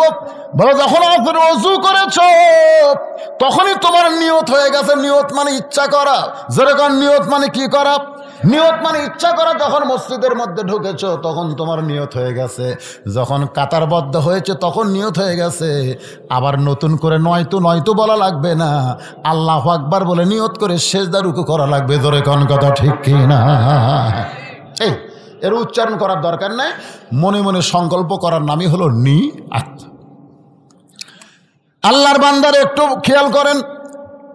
ওমর ফারুক বলে, হোসাইন এখন 3 নম্বর প্রশ্ন করো। হোসাইন বলতেছে, রে মেয়ে, আমার 3 নম্বর প্রশ্ন হলো, বলবো শুনবেন? তার মনোযোগ দিচ্ছেন না কেন? 3 নম্বর প্রশ্ন হলো, রে মেয়ে, বিবাহের পর আমার সঙ্গী তোমার থাকতে হবে। বিবাহের আগে না, বিবাহের পর। বাংলাদেশে প্রত্যেকটা ছেলে মেয়ে বিয়ার আগেই করবার চায়, কিন্তু বিয়ার পরে বোঝেন না, বিয়ার আগে আর বিয়ার পরে কম বেশি আছে না নাই? আপনারা বলেন তো, যারা 14ই ফেব্রুয়ারি পালন করে এরা কি বিয়ার আগে করে না পরে করে? আপনারা বলেন তো, বিবাহের আগে কোনো কিছু করা জায়েজ না হারাম? হোসাইন কিন্তু বলতেছে, রে মেয়ে, আমার সঙ্গে বিবাহের পরে তোমার যে সম্পর্ক হবে আমার সঙ্গী থাকতে হবে। মেয়েটা ফোঁপায় কাঁদতেছে। ওমর ফারুক বলে, মা, 2টা কঠিন প্রশ্ন হোসাইন করলো, তার উত্তর তুমি সহজে দিয়ে দিলে। এই সহজ প্রশ্ন, বিবাহের পরে আমার সঙ্গী তোমার থাকতে হবে, তুমি এইটার উত্তর না দিয়া তুমি কেন কাঁদতেছ? মেয়েটা বলে, হোসাইন, যে প্রশ্ন আমাকে করেছে এই প্রশ্নের মধ্যে কঠিন কথা রয়েছে। ঠিক কিনা বলেন? এটি আসে আবার কি হাত দেয়, এটা অপারেটর করে সব জায়গায় হাত দিবার চায়। মাদ্রাসা মসজিদ সব চলাচ্ছে, ঠিক আছে, আবার মাইকও চলাবি। জমিনের উপরে সবচাইতে উত্তম মসজিদ নিকৃষ্ট, উত্তম হলো মসজিদ, নিকৃষ্ট হলো বাজার। বর্তমানে প্রায় স্থানে নিচে বাজার, উপরে মসজিদ, এর নাম রাখা হয়েছে মসজিদ মার্কেট। এর সঠিক ব্যাখ্যা যদি বলতেন আপনাকে কি বুঝলেন? মানে যে জায়গায় নামাজ পড়া হয় সে জায়গা হলো উত্তম, সেটা বাজারের উপরে হোক আর ব্রিজের উপরই হোক আর যেটি হোক। তা আপনি নিজে বাজার থেকে, বাজার মানে কি এটা বুঝাইছে আল্লাহ রাসূল যে বাজার নিকৃষ্ট এই কারণে, বাজার গেলে মানুষ শুধু দুনিয়াবি চিন্তায় ব্যস্ত হয়ে যায়। আর মসজিদের মধ্যে উৎকৃষ্ট এই কারণে এখানে আসলে মানুষ একমাত্র আল্লাহ এবং আখেরাত নিয়ে ব্যস্ত হয়ে যায়। জোরে কোন কথা ঠিক কিনা ভাইজান? এজন্য মসজিদ হলো সবচাইতে উত্তম জায়গা। মসজিদের মধ্যে কি আমরা যে কাজগুলো করি এগুলো উত্তম না? এই জন্য উত্তম যা বাজারে যেগুলো করি ও আজাতা। দেখবেন 5 মিনিট পরে জামাত হবে, এই 5 মিনিটের মধ্যে আমি 10 বার ঘড়ি দেখি। আর বাজারের মধ্যে ঘন্টার পর ঘন্টা এক চাউমিন তেললেই টেনশনে পড়ে গেছি, হাই রে কি করি কি খাই, সব জিনিসের দাম বাড়তি দিয়ে গেছে, চিন্তা টেনশন করতেছে। আমার যাই হোক, রাসূল যেটা বলেছেন যেখানেই মসজিদ হবে মার্কেটের উপরে হোক আর তলে হোক, উপরে তো হবে, তলে হবে না, মসজিদ মসজিদের জায়গায় থাকবে, মার্কেট মার্কেটের জায়গায় থাকবে, ঠিক কিনা বলেন? আল্লাহর বান্দারা, মেয়েটা বলতেছে ইয়া আমিরুল মুমিনিন, এই কারণেই কাঁদতেছি। হোসেন যে প্রশ্ন করেছে এই প্রশ্নের মধ্যে অত্যন্ত গুরুত্বপূর্ণ কথা রয়েছে। ও হোসাইন, আপনি বলতেছেন বিবাহের পরে আমার সঙ্গী তোমার থাকতে হবে। আল্লাহর একজন নবী ছিলেন, নাম হলো আইয়ুব নবী। জোরে কোন কি নবী? আইয়ুব নবীর এক সময় বাসাই ছিল। আইয়ুব নবীর এক সময় অনেকগুলো বউ ছিল। আইয়ুব নবীর ঘর বাড়ি সব কিছুই ছিল, কিন্তু আইয়ুব নবী যখন অসুস্থ হয়ে গেল, আইয়ুব নবী যখন কঠিন অসুস্থ হলো, এমনকি দেহের দুর্গন্ধ যখন শুরু হলো, তখন কিন্তু তার বাড়ি ঘর থেকে বের করে লোকালয় থেকে একবারে জঙ্গলের মধ্যে তাকে রেখে আসলো। যতগুলো বিবি ছিল সব বিবি আইয়ুব নবীকে ছেড়ে চলে গেল। সন্তান সন্ততি সবাই দূরে গেল, শুধু একটা মাত্র বিবি আইয়ুব নবীর সঙ্গ ত্যাগ করে নাই। সেই বিবির নাম হলো রহিমা। হোসাইন, রহিমা যেমন আইয়ুব নবীর সুখের দিনেও ছিল, দুঃখের দিনেও ছিল, আমিও তেমন আপনার দুঃখের দিনেও থাকব, সুখের দিনেও থাকব, সব সময় আপনার সঙ্গে থাকতে চাই, এমনকি জান্নাতেও আপনার সঙ্গে থাকতে চাই। হোসাইন বলতেছে আমার কোনো আপত্তি নেই। ওই মেয়েটার সঙ্গে হোসেন রাদিয়াল্লাহু আনহু বিয়ে হলো। মেয়েটার নাম হলো শাহের বানু। ওই কারবালার প্রান্তরে আলী আসগরকে যখন হত্যা করা হয়, হোসাইন এসে বলল, রে বিবি, তোমার কলিজার টুকরা আলী আসগরকে হত্যা করেছে, তুমি ইচ্ছা করলে তাবু ছেড়ে তুমি চলে যাবার পারো, এরপরে কিন্তু আমার ওপর অ্যাটাক করবে, আক্রমণে তুমিও নিহত হতে পারো। বউটা কান্দের বলে, স্বামী গো, বিয়ের সময় আপনি তৃতীয় প্রশ্ন করেছিলেন বিয়ের পরে আমার সঙ্গী তোমার থাকতে হবে। আজকে কারবালার প্রান্তরে কঠিন সময়, আমি আপনাকে ছাড়বো না, সব সময় আপনার সঙ্গে থাকতে চাই। যখন দেহ রেখে মাথা নিয়ে চলে গেল, ওই দেহের উপরে ঘোড়া ছুটানো হলো। তখন হোসেনা দেহের কাছে বসে তার বিবি বললেন, স্বামী গো, তোমার দেহে হাত দিয়ে স্পর্শ করে বলতেছি, বিয়ের আগে তোমার সঙ্গে যেমন ছিলাম, বিয়ের পরে তোমার সঙ্গে যেমন ছিলাম, আল্লাহ যেন যুবকদের জান্নাতের সর্দার যখন বানাই দিবে, তখন এই অধমকে আপনার সঙ্গে রাখবে। লিয়াবলুয়াকুম আইয়ুকুম আহসানু আমালান ওয়া হুয়াল আজিজুল গফুর।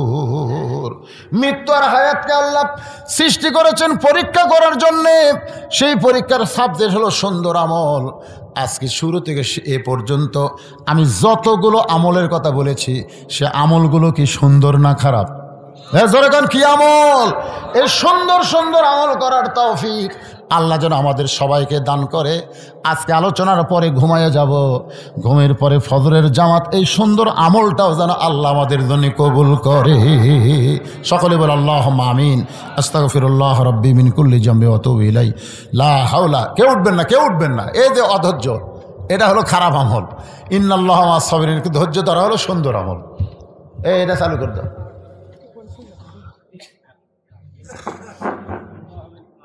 তালা মাগরিবের নামাজের পর থেকে এ রাত্রি 12টা পর্যন্ত তোমার পাগল বান্দা বান্দিরা আরামের বাড়ি আরামের ঘুমকে বাদ দিয়া কোরআন হাদিসের মহব্বত কলিজার মধ্যে নিয়া এই জান্নাতের বাগানে বসে বসে কোরআন হাদিসের আলোচনা শোনার শেষে আমি গুনাহগারের সঙ্গে রহমতের দরজায় ফকির হয়ে দোকানা হাত তুলেছি।